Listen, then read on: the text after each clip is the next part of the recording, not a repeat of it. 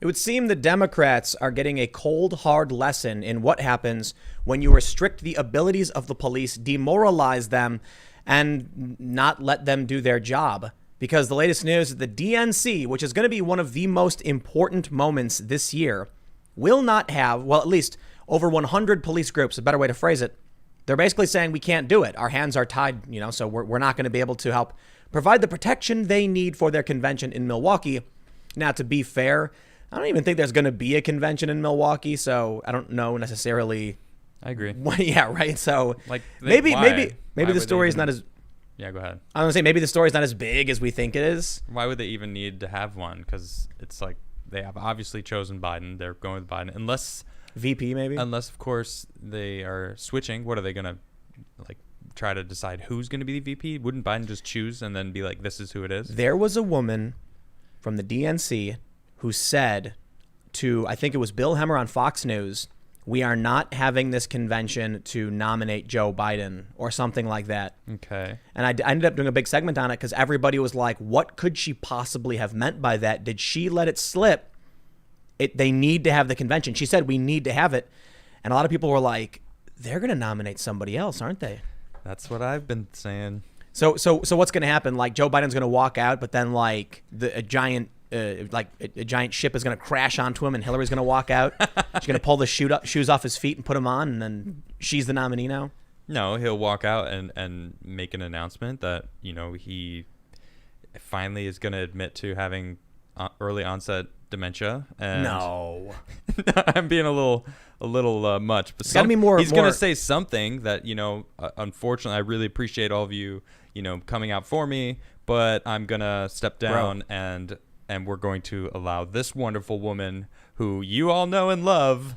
I know what's going to happen. He's going to come out. He's going to be up and active more than he's ever been. He's going to be angry. You're going to see it. We're all going to be watching this live speech. It's going to be one of the most epic political speeches ever made. And we're all going to be sitting here going like, how is this Joe Biden? And then after he finishes his impassioned plea for the heart and soul of this country, he says, that's why I have to choose Hillary Clinton as my VP. And she comes out and everyone claps and cheers. And then he goes, and then he falls over dead. Oh, that's very dark, descriptive. And then Hillary's like, I guess I'm the nominee then. Oh my God. Like your impression. Yeah, that's how I imagine she talks in private.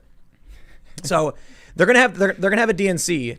It's kind of weird they're gonna do it, but it is big news. I guess the police aren't gonna be there. What's gonna happen though? I mean, do they really? I know what they're gonna cheat do. An election. They're gonna cheat an election, huh? Mm-hmm. Well, Bill Barr was asked today when he was testifying before Congress I guess one of the Democrats asked him if they thought someone was gonna cheat in the election. And he was like, I have no reason to believe that would be the case or something. Yeah. Both sides are levying these accusations. And that's kind of scary, especially when you've got the mainstream media up and down saying, we will not know the results of this election. We won't for some time. Yeah, it's messed up. It's going to, here, I'll give you a prediction. There's a lot of things that could happen. I'm willing to bet Trump narrowly wins, but they say we're still counting votes and then they're going to keep finding ballots. Of course. You're going to be like, oh, Trump didn't actually win Michigan. We found a box of ballots. We found 100,000 ballots. This could make a difference. It's going to be like 1,000 here or there where they'll say, 98.9% reporting, Trump winning by a few thousand. Yeah. They'll be like, we found 473 votes in this post office, locked in the back room. I mean, if masks work like they say they do, there's nothing wrong with going out and voting physically, period. Why? What do they fight? What are they fighting for? Andrew Cuomo said that an outdoor rock concert was illegal. And a bunch of people were like, but you have protests nonstop in your state. Yeah.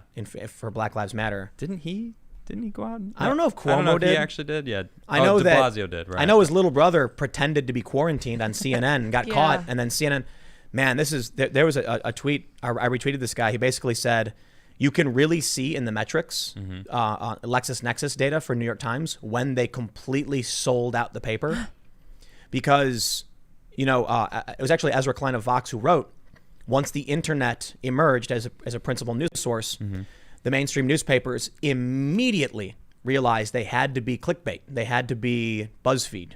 So now this guy was basically saying he's boycotting the New York Times. He refuses to give an interview, some scientist or something. And he said that the New York Times is BuzzFeed with like a thin veneer of like academia or like, professionalism. Yeah, when in because reality, it's the same trash, fake news. it's just remnants of their former selves. That's what they're going on. It's a skin suit. Yeah. That's how it's described, right? Like the New York Times, the Gray Lady, the paper of record, once the most prestigious paper in the world, is now just being worn by these liches as a skin suit. A wolf in sheep's clothing. Yeah, I like to go the horror route more, where it's like Sure. what you call it, like the dude from Men in Black. Okay. So the New York Times was once very much like, I say, this important news must be heard by the people. And now it's the guy from Men in Black who's like, you got any sugar water? And that's the stories they write. It's all Cockroach. trash. Yeah, the roach guy. Yeah. So we actually we're going to lead with this story because it's kind of, I don't know. It's one of those stories. The DNC is not going to have police protection, or they might, but they're more than 100 police agencies are withdrawing from agreements because of their policies. It's kind of like an epic backfire, I suppose. Yeah. They want to embrace this stuff. Well, what do you think is going to happen? The cops are going to be like, okay, well, we don't protect you. And the funny thing about it is in Chicago, they created 2 new police units. Crime goes right down. Yeah. Surprise, surprise. Crime goes down when you fund the police. Yep. Exactly. But then we also got the Bill Barr hearings. Oh, what an embarrassment. Yeah, to our government. Bill Barr, I like this guy. Me too. The more I watch AG Bill Barr, I'm like, seems like an all right guy. They really try to get him, and then they just yell at him. And I'm like, the more they do that, the more I like Bill Barr. You can see the amount of patience that man has, and it is commendable. And they wonder why he doesn't want to testify before Congress. They just yelled at him the whole time. Well, they meaning the Democrats. Right, the Democrats. The Democratic reclaiming side of it. Whenever he would try and answer a question, they would ask, he would get a word and a half, and then it would go, reclaiming my time. Anyway, Bill Barr, you're an evil, evil bigot. And I'm going to take that. Everyone. I'm going to take that as a no. And he's right. like, well, wait, I reclaiming my time. Anyway, moving on. I'd like to add this Washington Post article that is totally unsubstantiated to the record. It was worse than it was like Slate. Yeah. One guy's like, I like to read from Slate. What? For those who don't know, Slate is like a conspiracy far left. Okay, I'm being a little unfair. It is a far left. If just do this, just go to allsides.com. They're great. And they'll show you, like, the Democrats often choose the furthest left possible sources. Yeah. I've got BuzzFeed here that says, oh, gosh. Trump is a big, stupid doo-doo head. I'd like to have added to the record. The Daily Beast. Uh-huh. Yeah, the Daily Beast. Wow. That was embarrassing. They didn't even give the full Bill Barr quote when he said, since when is it okay to burn down a federal courthouse? They just quoted, is it okay, question mark? There's more to that sentence, dude. They didn't even finish the sentence? Because they don't want you to know. Oh, my gosh. Yeah, now MSNBC, I guess, was finally forced to show the footage because of the hearing of all the violence and the chaos. Yeah. But we'll talk about that, and we'll talk about some of the responses from the police, some of the weapons they found.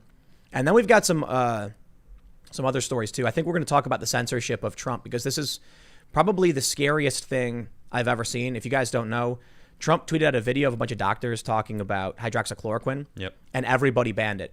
So we have to be very careful how we talk about it, because they could theoretically just shut our stream down for even mentioning it. Yeah, but we'll try to finagle our way into talking about it. But the main story here, in my opinion, for one, they're censoring what the president is telling the American people.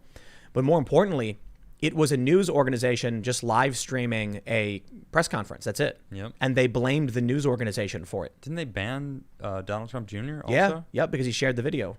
Well, they gave him like a restriction. We didn't actually suspend him. He just can't tweet anymore. Oh, great. For 12 hours. Oh, goodness. So the first thing that absolutely must be done before we read this first story is you must. I know this. I know this one. I know it.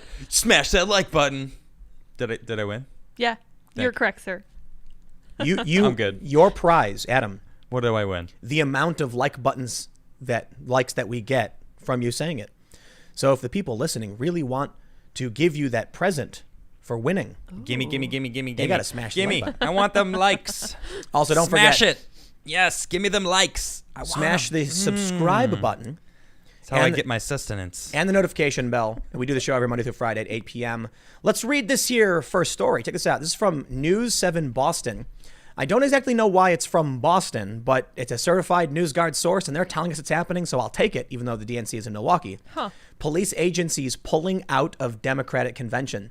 More than 100 police agencies are withdrawing from agreements to send personnel to bolster security at next month's Democratic National Convention in Milwaukee, in part because they're concerned about a recent directive ordering police in the city to stop using tear gas to control crowds. A citizen oversight commission last week directed Milwaukee's police chief to publicly account for why the department used tear gas during protests in late May. and early June after the killing of George Floyd, and to change Milwaukee's police policies to ban the use of tear gas and pepper spray. The Milwaukee Fire and Police Commission said in its order, Police Chief Alfonso Morales could be fired if he fails to comply. That order came amid intense scrutiny of police tactics in Portland, Oregon. This we understand. They say since the Milwaukee order was issued, more than 100 law enforcement agencies in Wisconsin and across the country decided against coming to Milwaukee, Morales told WTMJ on Tuesday. They were concerned with directives placed on the police department, including not allowing tear gas or pepper spray. Now, the tear gas thing, I'm kind of like, New York doesn't really use tear gas. Okay. I don't think Chicago does either. And they're effective in their crowd control.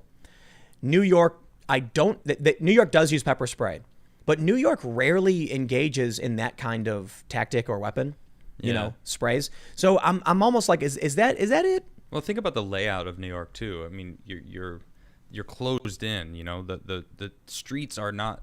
They are kind of wide in some areas, but you put a tear gas down, it's not just going to spread out. It's going to go up and into people's windows and into buildings. Yeah. So the environment in New York compared to where they're actually using it, like Milwaukee, is significantly smaller and more open.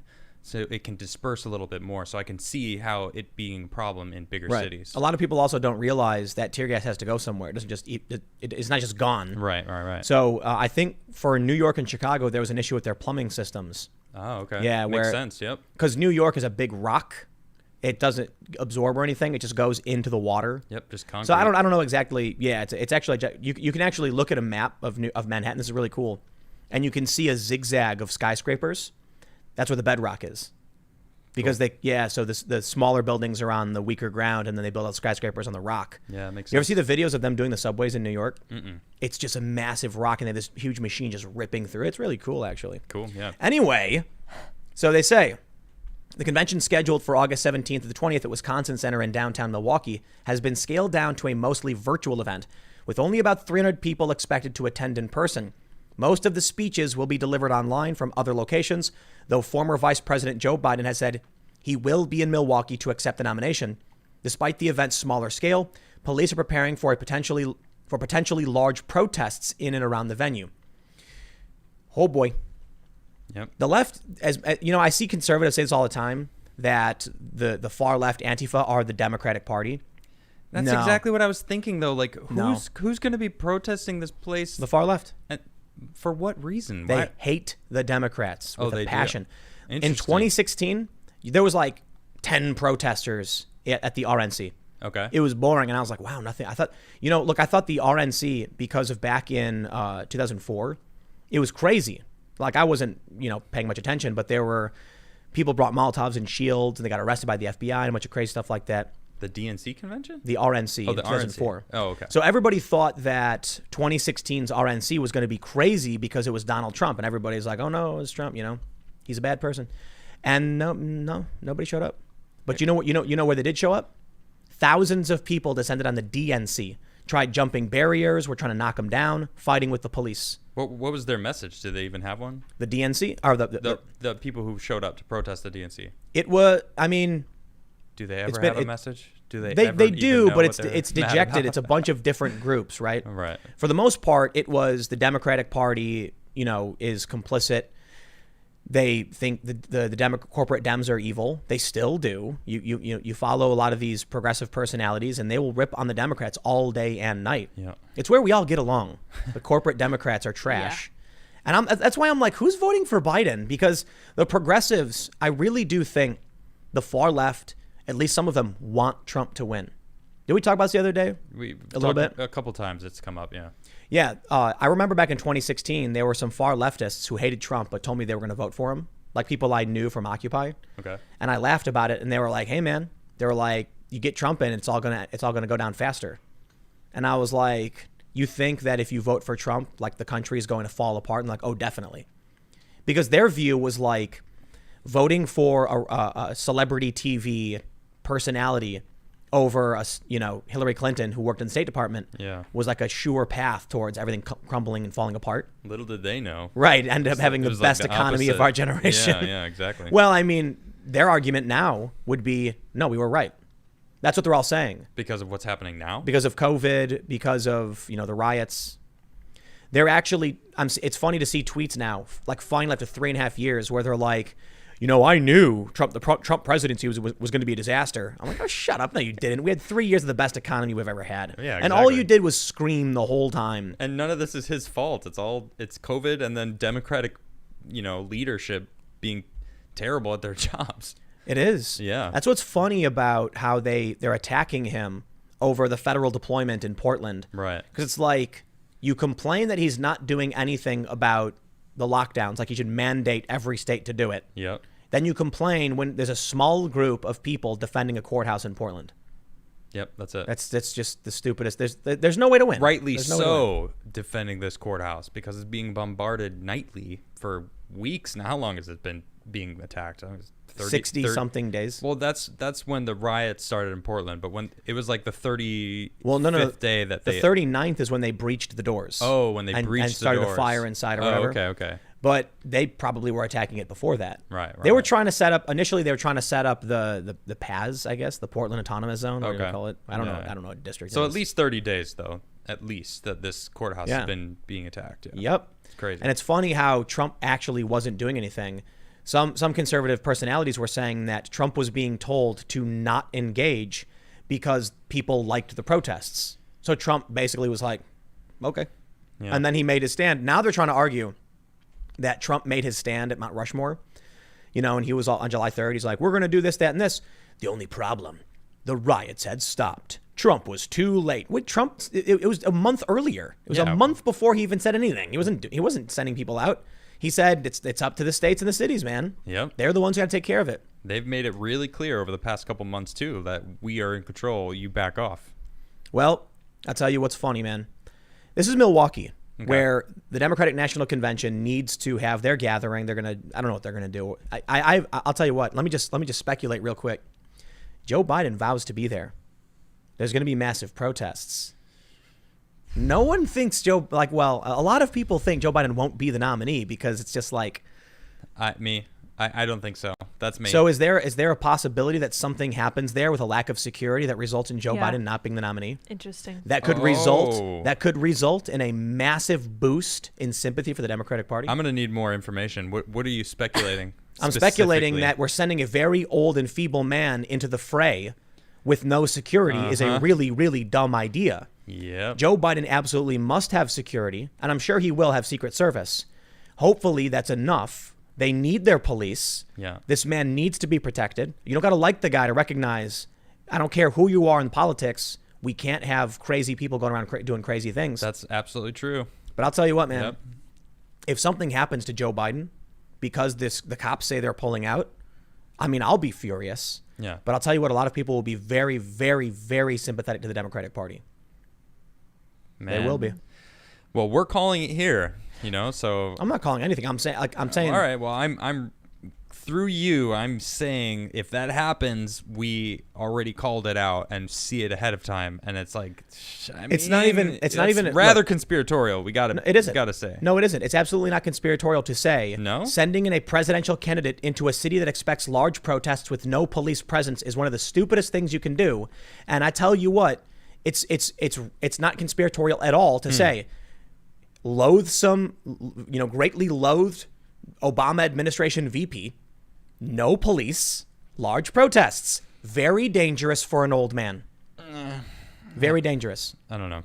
So if I said my grandpa walked into a crowd of Antifa throwing bricks at people's faces, you'd be like, that's a conspiracy theory if he dies. I'd be like, I'm not even gonna to say that. I just think that Biden's gonna go out and announce his retirement. I think that's been what I've been saying for a long time. I see what you're saying. Okay, I don't think that's gonna happen. I think that he's gonna have his own entourage and roll in, do his speech, do you know retire and roll out. The amount of security they have for buildings that they use for these conventions is absurd. They do like full dog sweeps 3 times. There you go. They have to lock down every door. Well, if the police aren't coming, they're not going to have that. They'll probably have feds to take care of some of it. Okay.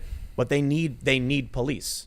That I do agree. and they don't have it because of their own policies. Now, back in Chicago, Well, this doesn't say that no police will be there. It's 100 different agencies have said that we don't want to be there because of these specific things.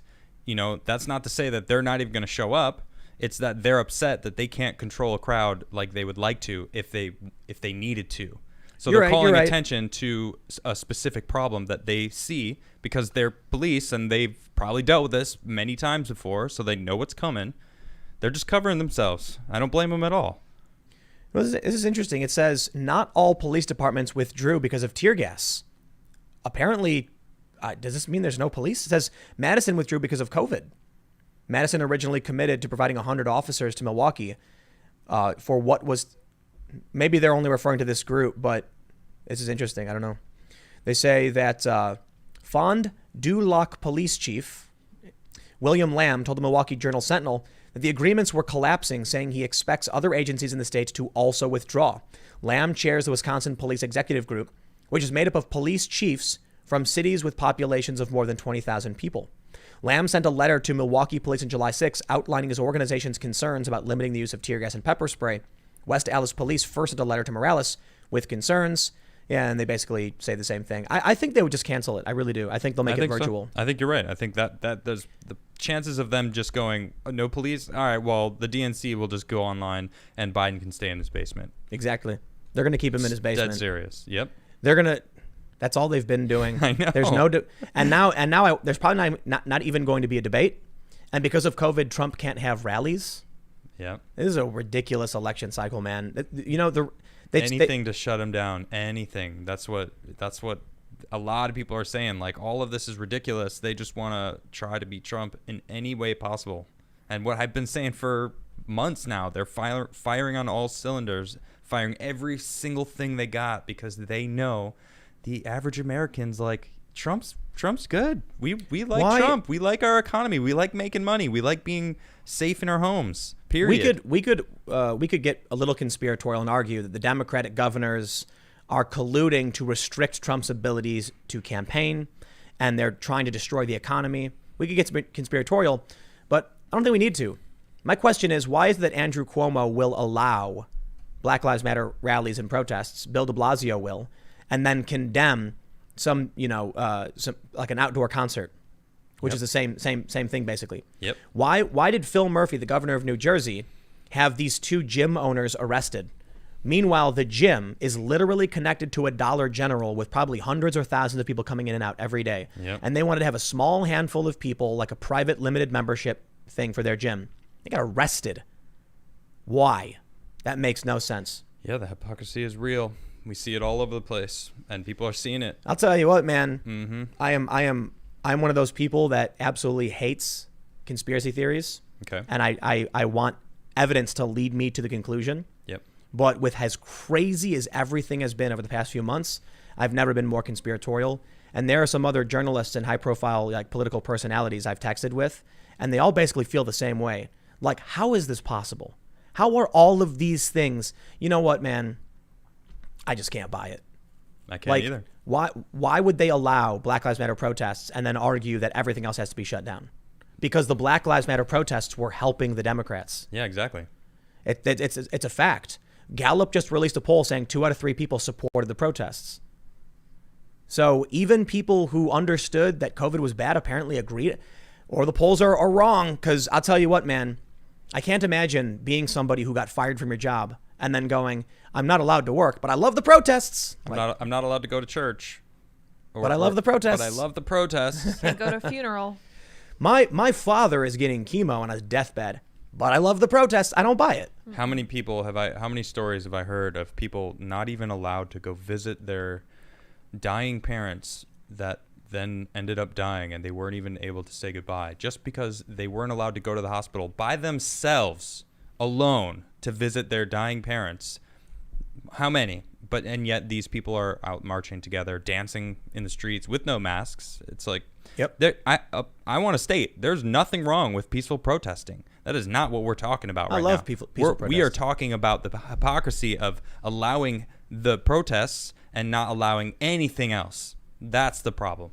And now they're locking everything down again. Exactly. And they're printing money. How about that? I hope Yep. you guys are buying your gold because they're Seriously. coming to print your money or whatever. It's the opposite of stealing your money. Yeah. You see, Alex Jones, you say they were going to snatch up your income tax. No, they're just making your money worth nothing. They're just Yeah. making it rain. Yeah, turn it into Buy it all paper. while you can because the dollar's, yeah, gold's going up. I guess Bitcoin. I have no idea, man.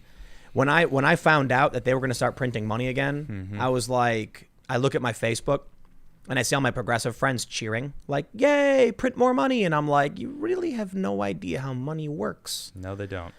They don't. I'm not going to pretend like I'm chief economist at any prestigious organization. Yeah. But I can understand the concept of supply and demand. And if you just keep printing out money and then stores say they can't accept cash, that's the freaky thing. I'm like, how are you going to spend the dollar? You know, so there's reports going around that because of the coin shortage, some stores are saying straight up, no cash accepted anymore.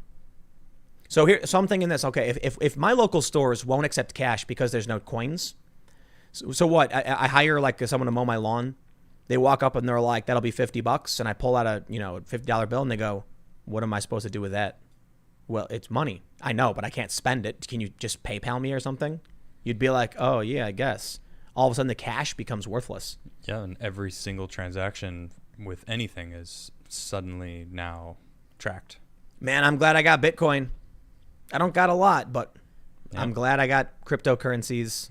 Not that I'm super confident in those necessarily, but they're just one form of easy to transfer, value. And we'll see, man. This is truly unprecedented. Indeed. But how about we jump over now to still talking about the Democrats and how Bill Barr. Oh gosh, This was so brutal. So for those that missed it, Bill Barr testified before the House, and you know what? People like to say, I'm biased or whatever, because I'm always ragging on Democrats. Yeah. But I'll tell you exactly why. Whenever the Republicans would talk to Barr, like Matt Gaetz, for instance, says, Mr. Barr, you said that you were investigating Antifa as a domestic terrorist organization. What do you mean by that? That was it. And then Bill Barr talks and he says, well, I didn't call them an organization. I said under certain statutes, explained everything he meant. Then Matt Gaetz says, can you explain, basically what Antifa is?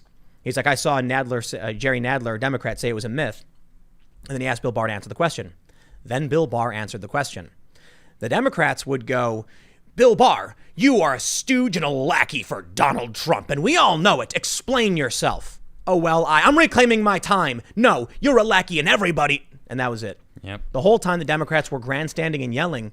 The funny thing is, on my Facebook page, people were complaining about it. About the Democrats? Because they wouldn't shut up. And Yeah, they they were wouldn't. like, they were mad because they were like, you have to let him dig a grave. You have to let him say something so you can get him. But the Democrats were just yelling things they read in the media. Emotionally triggered Democrats yelling at Bill Barr. It was an embarrassment for me as an American. I mean, there's people all around the world that are watching this. I feel, honestly, this is probably the saddest part. More people were watching that weren't in this country than most Americans, I think. I know there's a lot of Americans that were paying attention, but for every one American that was like, yeah, can you imagine this? There was another person that was like, I'm watching from New Zealand, and that's crazy. I'm watching from the UK, and what is going on with these Democrats? Like, I can't believe how rude they are to him. It was insane. Blew me away, man. So I want to show one thing before we dive into what happened with Bill Barr. Take a look at this. Why, this is a portrait of AG William Barr from 1994. Look at that strapping young man. Yeah.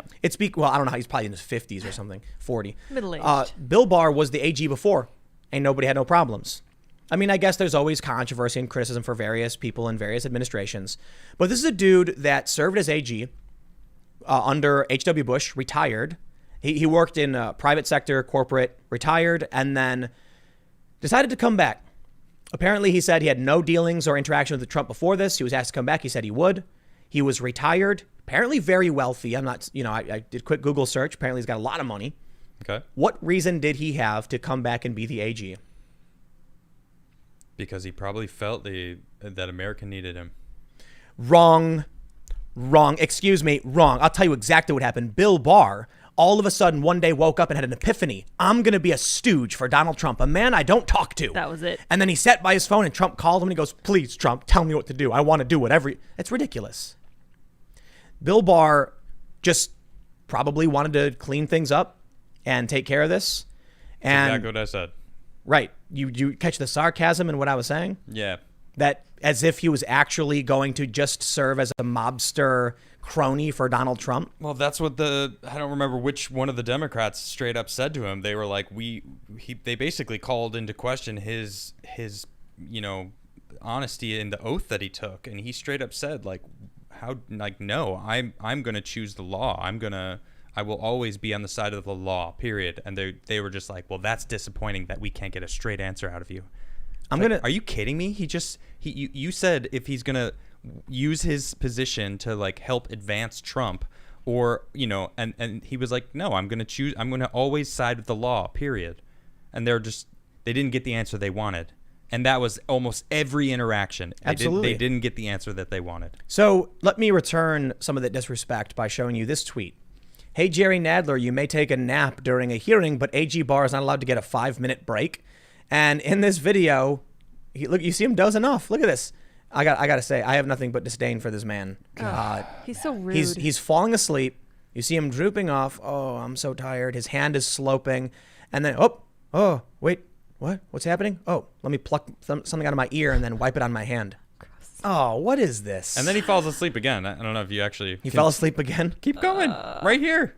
No. Go like 5 seconds later. There he goes is. Right back to sleep. I'm telling you. I tell you what, man. If you can't be awake for your job, why are you doing this job? I'm not just showing this to make fun of Jerry Nadler. I'm doing it to show his complete and utter disrespect for the Attorney General, for the government, for the House, for the institution. He does not care. He's literally like, I'm going to go to sleep. You're absolutely right. No respect at all. He only woke up for a few seconds to pull something out of his ear and wipe it on his hand. So gross. And then he goes right back to sleep. Bill Barr asked for a recess. And so this is the story. He asked for a recess, and so earlier on, Jerry Nadler got in a car accident, very minor, but it delayed the proceeding by like an hour. So Bill Barr says, "Can we take a small recess?" And Nadler goes, "No," and he's like, "I waited an hour for you. I haven't had lunch yet. I'd like 5 minutes." And then Nadler's like, "Look, we're almost done. You can fine. We'll give you one, but we're almost done." And then no, it wasn't even like that.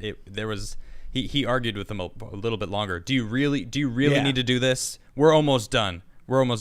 And Bill Barr's like, I'm hungry. I haven't had lunch yet. And he's like, really? Like, we're almost done. It was cringy. It was like, come on, man. And then Bill Barr says, "You're a real class act." Yeah. Yeah. Falling. So this is what's so just awful about this whole thing. The hearing is supposed to be about the violence, the protests, the extremism. And instead, you did get the Republicans bringing it up.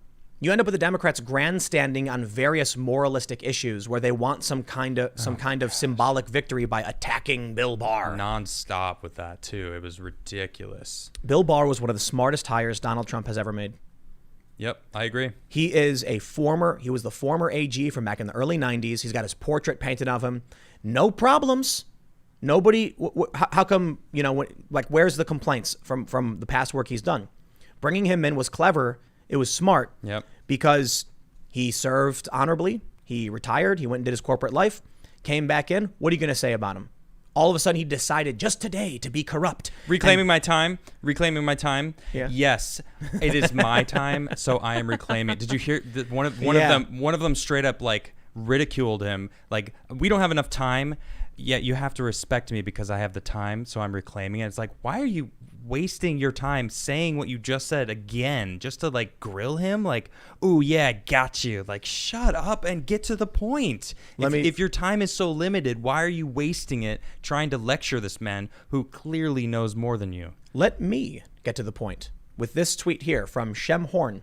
AG Barr, quote, "What makes me concerned for the country is the first time in my memory that the leaders of one of our great two political parties, the Democratic Party, are not coming out and condemning mob violence and the attack on federal courts." That does freak me out. When I agree. That is that. He said why are you not calling out the mob violence? They're burning down. M. Tracy, what was his name? Michael Tracy. Yesterday we did we looked at articles that he did, and he goes across America into all these different places where all these businesses have been destroyed by rioting. Nonstop. It hasn't stopped for months now. America is burning down. I wanna play this clip, which I think exemplifies just how bad this is. So in this clip, Bill Barr he's being asked about pepper balls.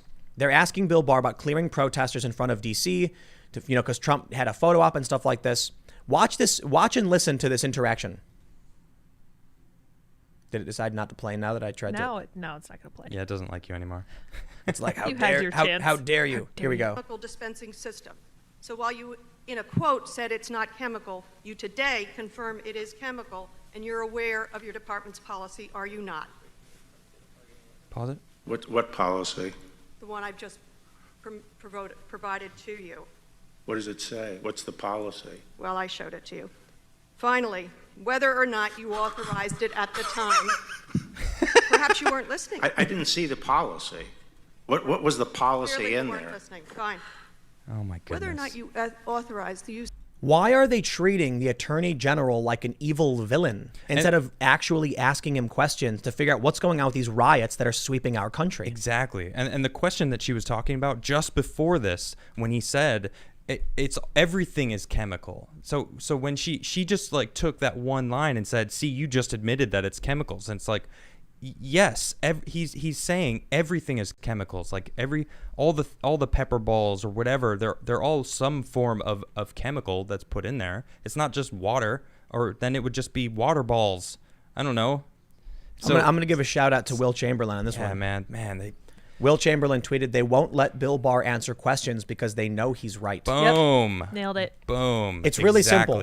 It's really simple. Bill Barr said, "Since when is it okay to try and burn down a federal courthouse?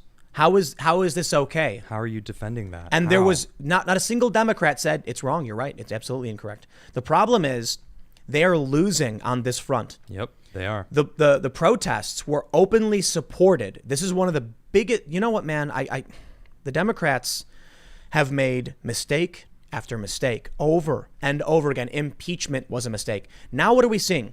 Mayors and governors, Democrats saying, by all means, go out and protest for Black Lives Matter during a pandemic. Yeah. And they did. And you know what? People supported these protests. They really did. The polls show because it. Most Americans are like, freedom of speech, the right to peaceably assemble. Like, yeah, why not? And then it started being shifted around and saying, well, no, you're not allowed to do everything. Only we are. Only the people that we're saying. And that's when people started getting upset about it. And well, rightly so. Now that they've become riots, people are starting to recognize, hey, wait a minute. Those Democratic politicians were marching with these people. Yep. And they've become overt riots. 30 people are dead. 30. This is the most frustrating and annoying thing to me about all of it is when I see people going, see, the riots worked. The officer's been arrested. Oh, that's great. You had to crawl over 30 corpses to get to this point where you could arrest one guy, but sure, I get it. And wait a minute, hold on.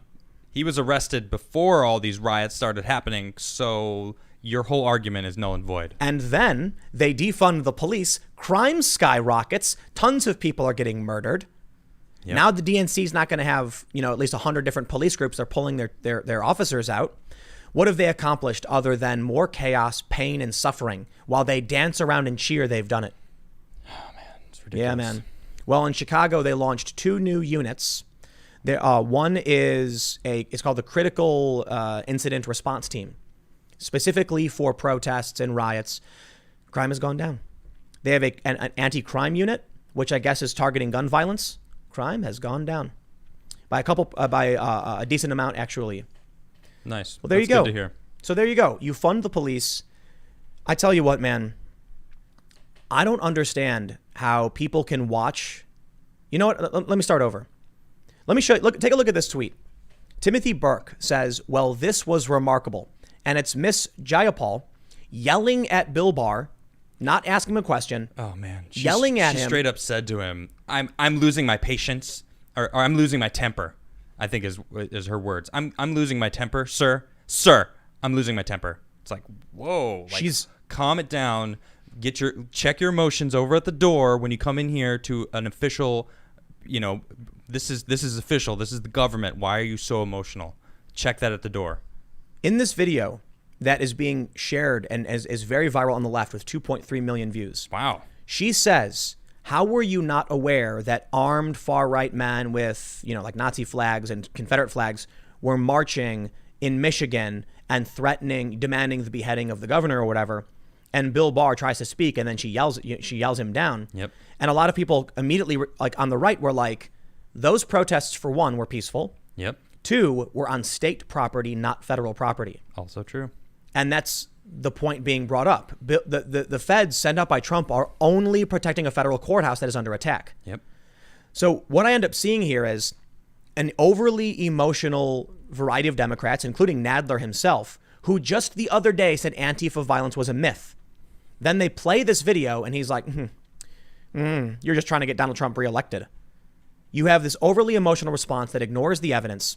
And instead of sitting there and asking real questions of Bill Barr, how about this? How come not one Democrat said, Attorney General Barr, do you believe the use of tear gas and beanbags and pepper balls, flashbang grenades against groups that even when they do engage in, aggressive tactics and violent tactics, do you think that is warranted? Let him answer. Then he says, yes. Have you seen the photos of these individuals who have been injured, who have had gashes to their heads, who have been pelted? Because the injuries you talk about with your officers are also on innocent people who weren't engaging in violence as well. That's an actual question the Democrats could have asked. You're right. They don't. Nope. They simply go, you're a bigot and you're trying to get Donald Trump reelected. I reclaim my time. And my favorite quote from him is, this is a hearing. I thought I was the one who was supposed to be heard. He said that, and I just started laughing because that sums it up perfectly. Like, well, what is the point of this? They just wanted to ridicule him. They wanted to yell out their emotions and be mad at him. And he wanted to answer the questions. He was patiently waiting there. I can't believe the man's patience. Yeah. The level of patience look, is he's 70 or whatever. Not every 70-year-old's got as much patience as that. He's probably just like, well, been there, done that, just tired old man saying, yeah. I get it. Yeah, maybe. Young whippersnappers want to yell to get reelected, I suppose. Their elections are coming up in a couple months. What's Nadler's excuse? Yeah. For falling asleep? No, he's like as old as Bill Barr. No, Yeah, he these was falling asleep, though. Yeah, well, that too. Who in Brooklyn is voting for Nadler? I have no idea. I'm just, look, man, I wouldn't if I was still living in Brooklyn. Here's the challenge. If you lived in Nadler's district, and I'm pretty sure he's in Brooklyn, maybe I'm wrong, and you had the choice between him and like AOC 2.0, it's like, what do you do? Move. This is why I don't believe any of the polls. So let me mention this real quick, because I use the Real Clear Politics average for President Trump's approval rating to make sure I'm not just cherry picking individual polls. Smart. They show a poll from Rasmussen a couple days ago showing that Donald Trump's approval rating was 49 and his disapproval was 49. They showed that for about 3 days in a row. And I was like, that's consistent from Rasmussen. Using their same methodology or finding the same thing 3 times. And that was added to the Real Clear Politics average. The next day, when Rasmussen went down, Real Clear Politics erased the old poll with the new one that showed it negative so that Donald Trump's average approval was lower than it should have been. Uh-oh. And I'm like, whoa, that doesn't make sense. No. Just show it's a lot more complicated than just that. But it sounds to me like the methodology for Real Clear Politics averaging system makes no sense. And it just makes Trump look like he's doing worse. Yeah. Interesting. Yep. So I don't believe trying to make the him polls. look bad. I don't believe it. Look, Rasmussen is just one poll. They do daily tracking. They tend to favor the president, but they also were correct in 2016.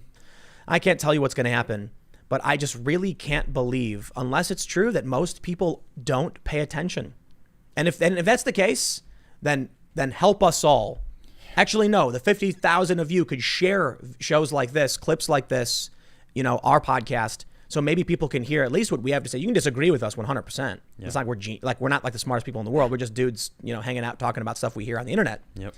But if people don't know what's happening, the conversation can't happen. Yeah, I had a friend of mine today, a real life friend of mine, comment on one of my. I was basically live tweeting during the whole thing, and it was kind of fun. I was having a fun time interacting with people. because most people were like, yeah, this is ridiculous. And one of my friends is like, oh, yeah, well, A.G. Barr is a complete buffoon for lack of wanting to say what he actually said, because it was much worse. And I was like, are you actually watching this? Are you watching this right now? I don't have to watch that to know that he blah, blah, blah, blah, blah, blah, blah. It's like, if you're not watching it, how do you know what I'm talking about? How can you even say? And that's the problem. People keep thinking they know already. I don't need to be informed to know that my opinion is correct. I'm so sick of that. Let me tell you a story. It's nonstop. From today. Oh, goodness. So there's a bunch of propaganda coming out to counter the narrative of the riots. And it's just, that's why I'm saying, man, I hate conspiracies, but it's like, man, it's an election year. And all of a sudden, as these riots intensify and public opinion starts swinging towards Trump, a whole bunch of articles emerge saying, actually, those black-clad individuals with crowbars are actually white supremacists. Of course. In Richmond, it was white supremacists pretending to be Black Lives Matter causing violence. A bunch of stories start popping up saying the right is actually much more dangerous than the left. And then there's one. Antifa responsible for 0 murders in the past 25 years.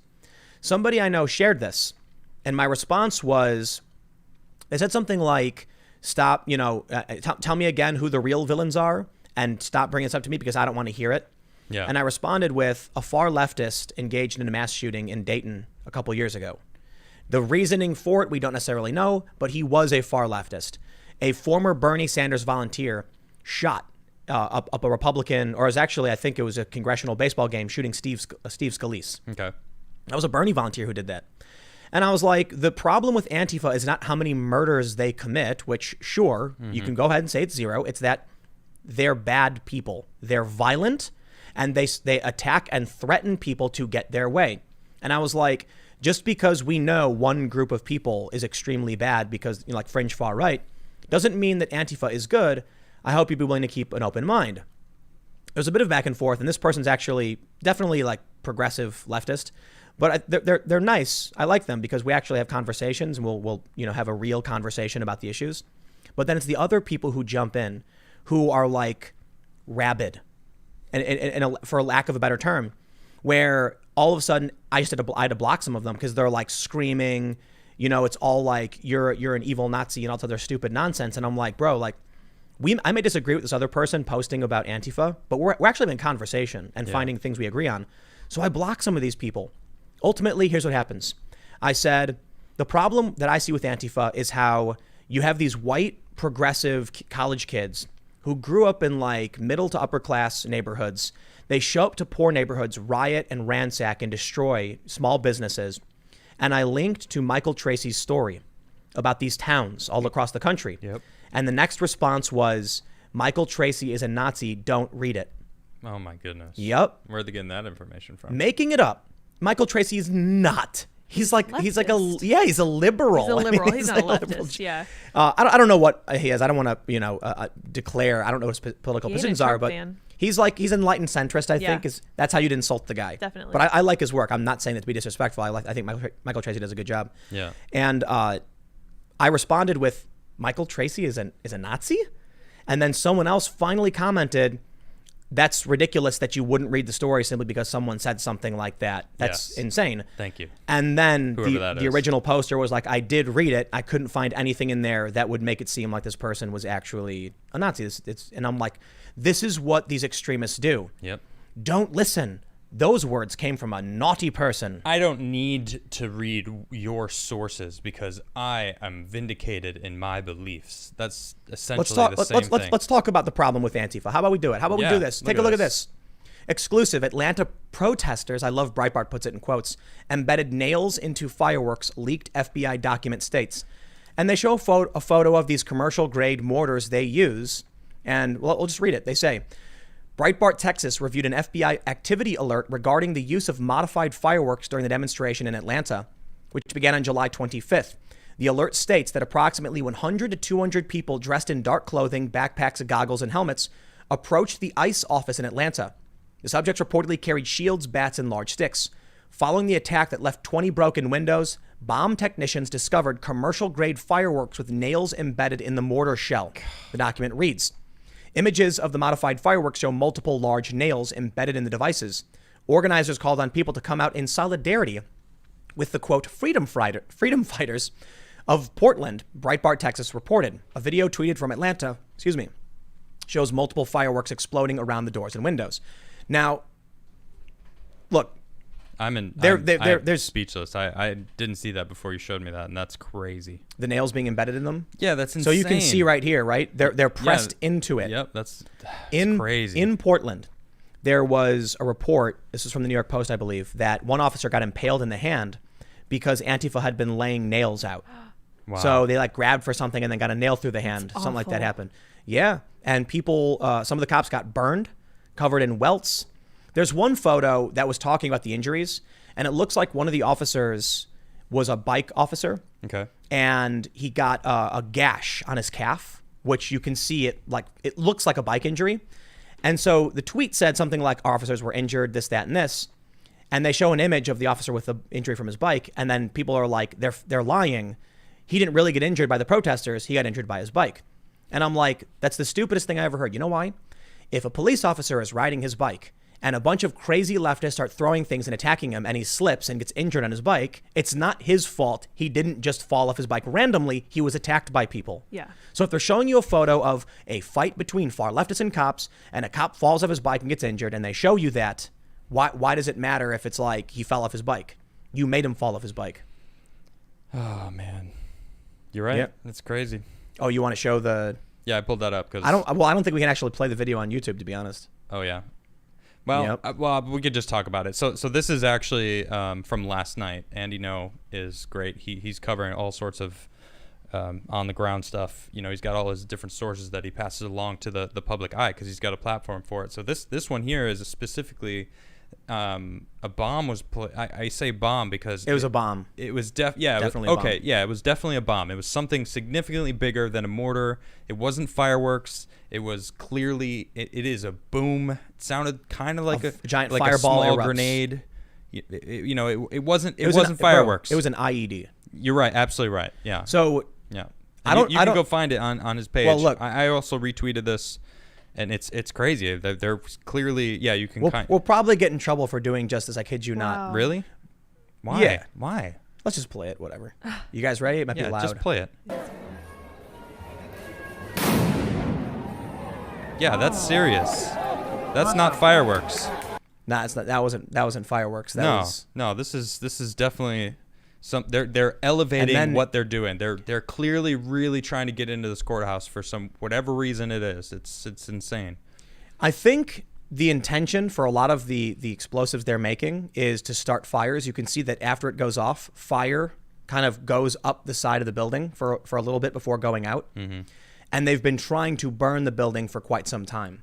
So that didn't look like it was meant to cause shock damage by like an explosion, but to like blast the fireball out. I don't know exactly what their intention is or what kind of bomb that was, but that was not a commercial grade firework. That was literally an IED. Yep. When people say they use fireworks as IEDs, okay, that was them literally making a bomb. Yeah, that was not fireworks. So according to, I think Bill Barr may have mentioned this, using water balloons full of kerosene or some kind of fuel, so that when they throw the balloons and it splatters, the fireworks might ignite it, or the other way around. That they could start small fires, and then when they throw the balloons, it's fuel in the fire, and it sprays everywhere.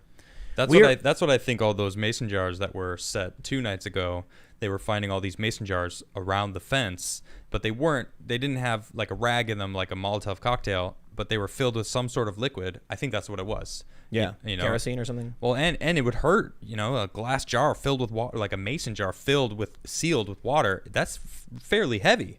You throw that Water's at someone, that can hurt, you know, especially if it's flammable. Man, these people they need to be stopped. Like, and people need to see that this is actually what's going on at night. Yep. People don't believe it. Yep. Well, no. That's they're lying. That's a rumor that's only being spread here in DC. Like, a myth. Get out of here, man. I think they're seeing lying. The footage myself. There's no circumstance in which I will be happy with their answer to this other than condemning. If they come out and say it's not true, there's no violence, then they're either lying and essentially protecting these people, or they're so insanely inept they should not be in office. But I'll tell you what, man, watching that Bill Barr hearing was like, man, I'm flabbergasted at how bad the Democrats have become. You know Just when you're worse and watching worse. a press conference or like a White House press conference, and you got the way that the reporters ask questions specifically, they're not good questions. They're all roundabout, trying to like get the president or McKennedy to say something. You know, what they're trying to fish for the right thing. Sound bites. Yeah, it felt like that's what the Democrats were doing, but they're terrible at it. They had someone. Well, they someone wouldn't was let him like, speak. yeah, they never let him speak. You know, it was just like, I don't understand what their goal was. Re-election. Well, they were specific to a amount of time, and they were probably stressing because he was trying to answer the question, and if he did answer any of their questions, they would run out of time. And every single time they were, oh, your time's up. Well, I just need to add this one like gotcha sentence to Bill Barr, like, yeah, you can take that, and I'm out of here. Or I'm gonna add this really weird evidence. Second week of October, in all of their districts, there's gonna be commercials, and it's gonna be like, you know, Democrat number 1 challenged Bill Barr on being corrupt and protecting Donald Trump, and it's gonna show them going like, no, you are corrupt. That's what it's all about. And then they're getting their his sound response bites. was, I will always choose the law. I will always pick the law over anything else. And I was just like, yes, that's what I want as my attorney general. Someone who's going to choose the law, period. Done. Well, so the funny thing about the Roger Stone stuff was that he recommended a lesser sentence because Stone was 67. Okay. And they attacked him for it. And I'm like, that's actually, I really like that he did that regardless of guilt. Like, you know, sentencing recommendations proportional to the individual, I like. I don't like a robotic system where it's like, yeah, agreed. We don't care who you are or what your circumstances are. We're throwing you in the can. Not going to think twice. Yeah, why would they want that? Why? You want a system? Aren't they fighting against that kind of thing? No, they're not. They're Right. fighting for re-election. That's But a I'll good tell you what point. they're fighting for right here. Check this out. Mayor Ted Wheeler. Uh-oh. The mask slipped. Oh boy. Whoop, fell off. The Antifa mask. Commissioner Joanne PDX and I are calling for an immediate meeting with Department of Homeland Security leadership on the ground in Portland and with Acting Secretary DHS Wolf to discuss a ceasefire and the removal of heightened federal forces from Portland. Wait, hold on. How does he have the authority to negotiate a ceasefire on behalf of Antifa? I thought they were in a group. That's a good question. I don't, whether they're a group or not. If there's a large amount of leftists that are violent, how is the mayor going to negotiate on their behalf? Does he have some sort of control over this group, either directly or indirectly, say with the police? Is he basically saying he can go to the feds and say, we're going to stop fighting you and we'll put it all to rest? If you and I'll tell you what, he's saying removal of heightened federal forces from Portland. He's basically saying, get rid of the extra guys you sent in, you know, the heightened forces. Keep the marshals, and we will stop. What does that mean about which side he's on? I've been saying this. It's a de facto letter of marque. Mm-hmm. These far leftists are working essentially at the behest, whether they realize it or not, for the Portland and Oregon government. I think so. Attacking the federal government. Mm-hmm.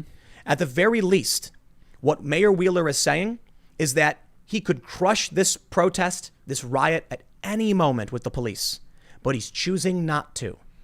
Or he's just, you know, talking nonsense, making it all up, and he has no authority. What is in that courthouse that they want? What is it? What's in there? That's the only symbolic thing. Victory. Either it's a symbolic thing to take down the federal courthouse, or there's something in there that they want taken out. I know it's a conspiracy, but man, it makes me think. I think it's not even necessarily a conspiracy. They would love to destroy as much as possible in that federal courthouse. Mm-hmm. It would result in tons of people being released from prison, having their cases dropped. And they know it. Yep, that's true. I mean, look, it's a federal courthouse. There's probably a lot. I'll say that, a lot of cases that go through there. And what? All gone? I think for the most part, symbolic victory.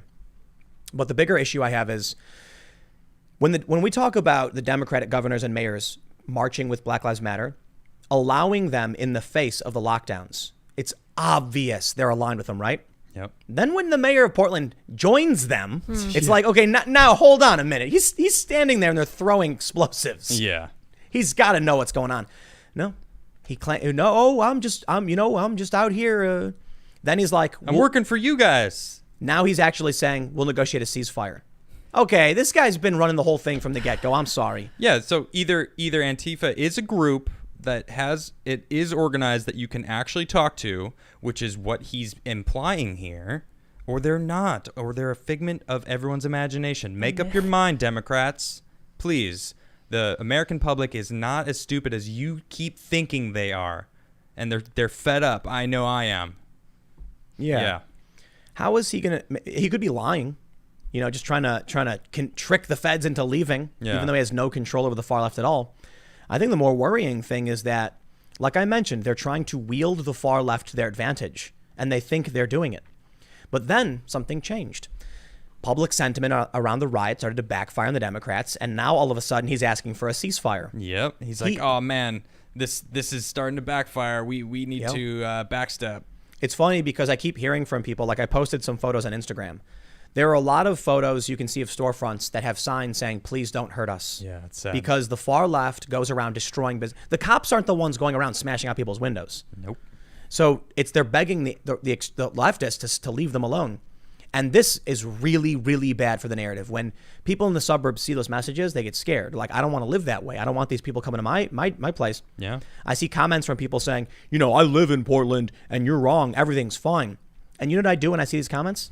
Nothing. You know why? Why? Because a minute later, another comment pops up from someone saying, I live in Portland and you're lying. We're sick of it. Yep. Our businesses are suffering. Nobody wants to go downtown anymore. COVID has locked everything down. Now the protests are making it worse. Everybody wants to get on with their lives. Stop acting like you know. Yep. And then they argue. And I'm like, listen, the fact that they're arguing proves there is a problem. You point. might like the riots. You might say, it's no big deal. We're fighting injustice. Doesn't matter. The fact that one person, what was that guy's name? Philip? Yep, Philip Anderson. Philip Anderson would come out and be like, no, stop. You're making everything worse. Says enough. Yep. When the silent majority, when even a small handful of normies are forced out on the street to stop this, that's how you know you've really started shaking up the beast. The far leftists always want to go out with bricks. They always want to smash everything up. Regular people want to hang out and play video games and order pizza and just get on with their day and figure out how to get through this trying time. When they start showing up, you're waking up that beast, that sleeping giant. Oh yeah. Who's like, we did not want to have to do this. You forced us. Yeah, the term silent majority is not even accurate. It's the sleeping giants that work. That they're the backbone of America. They're the ones doing the hard work, keeping our civilization going, our society, what we are, what we have in this country. They protect us while we sleep. Yeah, absolutely. Fight Club quote. Sure. The regular people who are doing these jobs. Yeah. So now they're being forced to stand up, and many of them probably didn't want to do it. Yep, I agree. But this is how bad things have been getting. That I just, when it comes back to the polls and everything, I just don't believe it. No, not same. I don't agree. Yeah, I man. don't believe it at all. But maybe we're unfortunately the only people who pay attention. The people who are watching this. Look, it's amazing that we get, you guys come and hang out with us. There's so many people watching and listening. But come on, man, CNN gets like 300 million views on YouTube every month. 300 million. Okay. Well, they're also Massive. Like all over the place. Is it only Americans? No. CNN is one of the news. It's in every airport, right? But there's CNN International to separate. Like, sure. Okay. So I just mean like CNN does look. People want to make fun of them because their ratings have been going down, but they get ratings, and you combine that with all of their outlets that are lying nonstop. Yeah. And it's worrying. Maybe we're in this bubble of people who are arguing, even arguing about some of these ideas and thinking critically. And look, man, I try and watch some of these leftist YouTubers. Okay. And I'm just left stunned by I can't do it either. The ineptitude, the lack of sourcing. Right, exactly. Whenever I do all of my segments on my other channels, Timcast and Timcast News on YouTube, I do exactly the same thing we do here, where when we're talking about something, you can see the source. However, on my channels, the source is displayed 100% of the time. There's no cutaway to my face or anyone else's face. And the reason for that is I want everyone to have it right in front of them. I'm not just saying these things. Here's CNN, the New York Times, and MSNBC all saying this thing. Yep. And I'm going to tell you how I feel, and I'm going to show you sources and go to the root of where this information came from. I watch some of these other channels, and I'm like, did did you bother Google searching this? Right.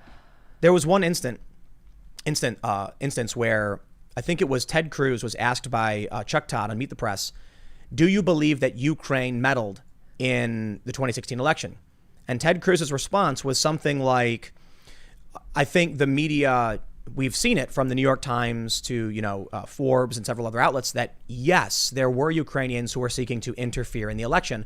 And then on the MSNBC side, you hear laughing. Wow. I think it was remember that. everyone starts laughing. Yeah. And there was a certain, leftist YouTuber who did a segment on it and then just immediately started laughing. And he was like, wow, how dumb is Ted Cruz? They're laughing at him. And I was like, and this is a prominent, YouTuber. And I was like, I facepalmed. And I was like, I heard what Ted Cruz said. I Google searched what he said. And guess what? He was right. Yep. There was a bunch of stories from Forbes, the New York Times, The Hill, saying that, yes, there were Ukrainians who were trying to interfere in the election. Not that it was a systemic top-down attack like it was with Russia, but there were Ukrainians who had vested interests in trying to help Hillary Clinton win. And that's a fact. The New York Times has a story that says a Ukrainian court ruled that these people in Ukraine were trying to meddle in our election. But Chuck Todd, Meet the Press, supposed to be this prestigious news outlet, was laughing. Did Chuck Todd, does he not have the internet? Maybe not. They don't do any research. Do you know about this? What HR is 5736. Now, what is this one? Smith and Modernization Act of 2012.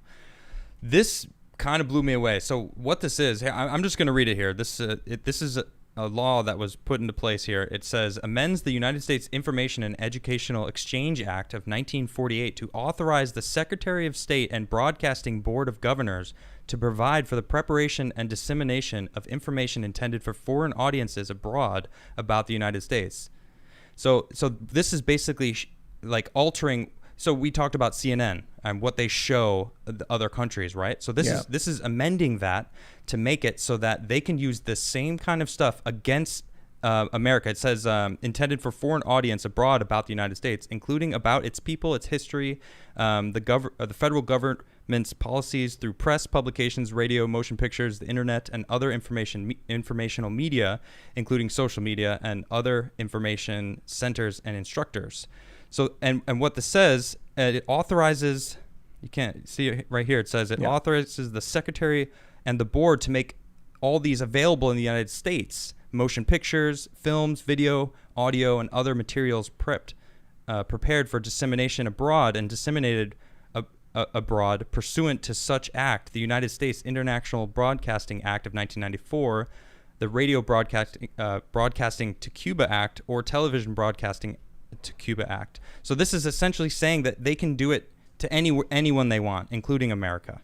So they don't have to give Americans the real truth anymore. They're allowing to go, whatever they send over to the UN, for example, all the information the UN is getting about how, how the UN declared, oh, how dare they use this force against peaceful protesters, when in reality they're not getting all of the information. That's just part of this, which kind of throws it off. I'd have to look way more into this. It says it amends the Foreign Relations Authorization Act fiscal years 86 and 87 to prohibit funds for the Department of State or the board from being used to influence public opinion or propagandizing in the United States. Okay. Yeah, that sounds like it's barring propaganda. Well, that was the whole plan. To make it so that they can't use foreign films and stuff to propagandize in the United States.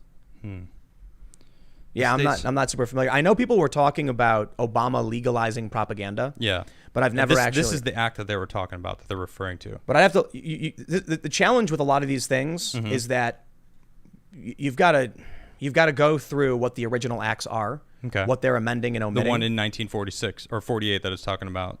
Yeah. So this right here. I'd have to read through it because I don't actually understand what their intent is. It says you can't use the funds. I have to look into it. We'd probably need like some kind of breakdown or whatever. Well, it says it authorizes the secretary and the board to make available in the United States all of these materials that were already prepared for dissemination abroad. For all dissemination abroad. So it's saying that all of the, it's that right there, that line is saying it's legalizing propaganda prepared for other countries to be able to be used in the States here. I don't know what that means. Well, that's what I gathered from that. So, well, I mean, like maybe like pro-America stuff can be played in the country so that people like the country more. I'm sure that's a very like the nice way of saying it, but I mean, I don't think they're going to make anti-American films and then send anti-American films to like other countries. It's not necessarily about like being so stark cut black and white, you know, this is a propaganda film.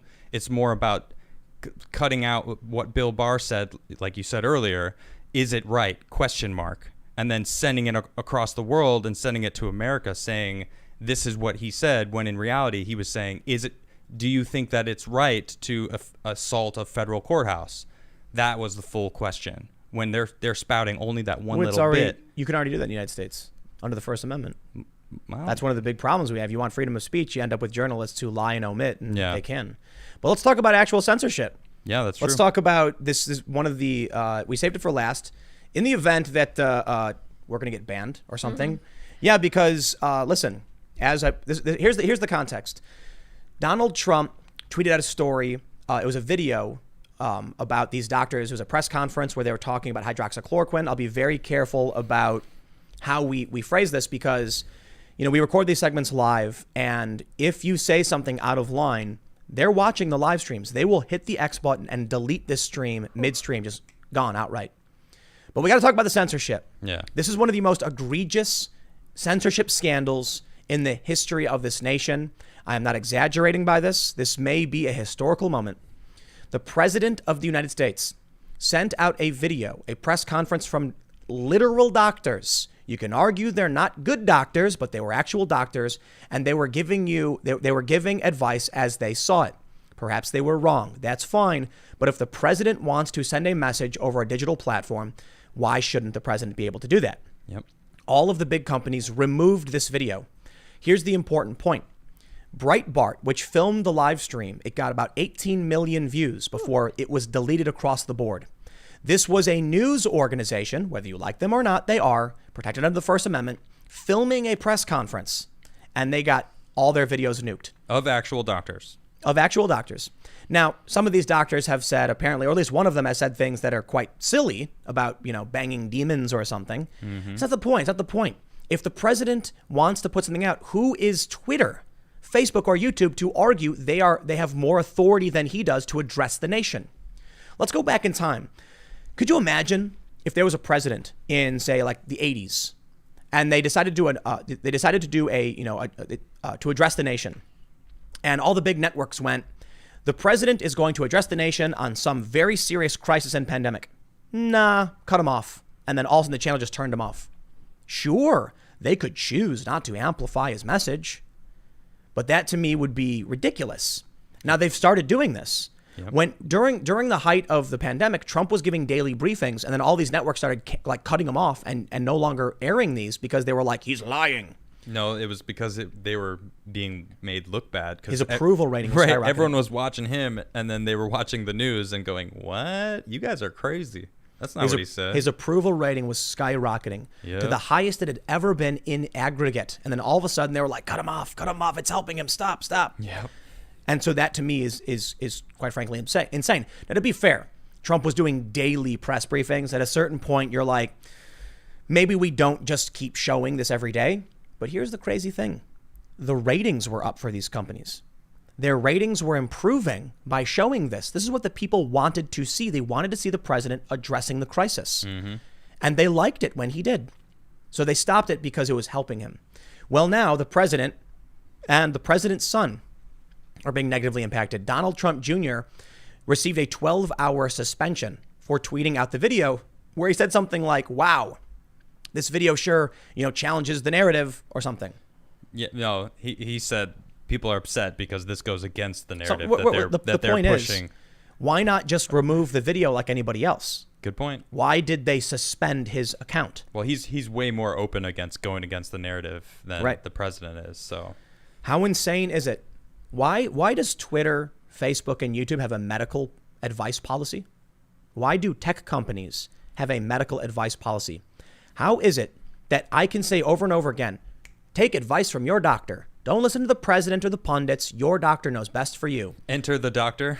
And then when these doctors speak up, Yeah. they delete all the videos. Yeah. That to me is Well, it's interesting too, because at the beginning of the press conference, they straight up say, we are sick of politicians pushing forward this, this narrative. Well, they're not doctors. Well, we're doctors, and we're here because we feel Americans need to hear from actual doctors. That's like the first thing out of their mouth is that. in that press conference, they said, look into the research by Dr. Harvey Risch of Yale. So I did. And guess Okay. what I found? What? Oh, boy. This story from Newsweek. Harvey A. Risch, MD, PhD, professor of epidemiology, Yale School of Public Health. Adam, do you know what a professor of epidemiology studies? It sounds like viruses and stuff. Yeah, infectious diseases. Yeah. Huh? Epidemics? Epidemics, hey, Oh, epidemiology, yeah. huh? And he says the key to defeating COVID-19 already exists. We need to start using it. Opinion. Whoa. Oh, you said opinion afterwards, so we're in the clear. It's an opinion. Well, I think the important thing is what they're arguing is that these doctors in this video used a specific word I'm not going to say just in case. Right. I know what you're talking about. Yeah, they like basically arguing that it was the end-all be-all treatment. We'll put Right. it that way. If that matters. I don't know. Maybe we'll still get axed from YouTube. Yeah. But here's what he writes. As a professor of epidemiology at Yale School of Public Health, I have authored over 300 peer-reviewed publications and currently hold senior positions on the editorial boards of several leading journals. I am usually accustomed to advocating for positions within the mainstream of medicine, so have been flummoxed to find that in the midst of a crisis, I am fighting for a treatment that the data fully support, but which, for reasons having nothing to do with a correct understanding of the science, has been pushed to the sidelines. As a result, tens of thousands of patients with COVID-19 are dying unnecessarily. Fortunately, the situation can be reversed easily and quickly. I am referring, of course, to the medication hydroxychloroquine.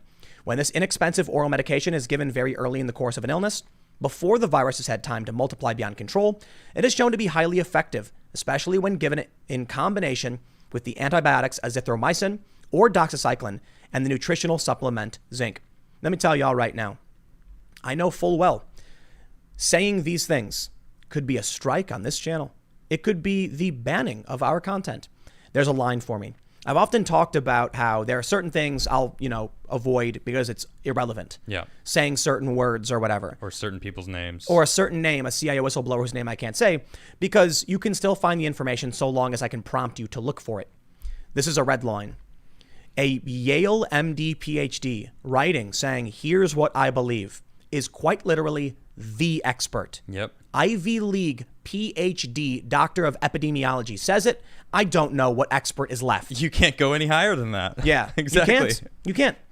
So when he says this, I say, I respect his opinion. Yep. In the end, I still recommend you talk to your doctors who know what's right for you because, one of the things, I don't know if you guys you ever have Soylent?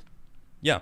So Soylent was like this goal at making this meal replacement that was like could totally replace your meals. The problem was everybody's body is a different size, shape, and there's not a complete set of nutrients you need.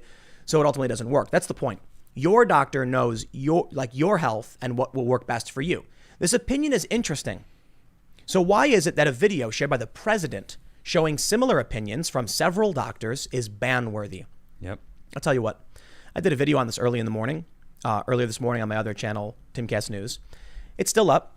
Got a ton of views, like 300-something thousand. And I say the same thing. You know what? If I get banned for saying this, so be it. I'm reading Newsweek.com. Yeah. If I can't read Newsweek, and I'll tell you what, that CAA guy's name, I've had videos deleted because of it.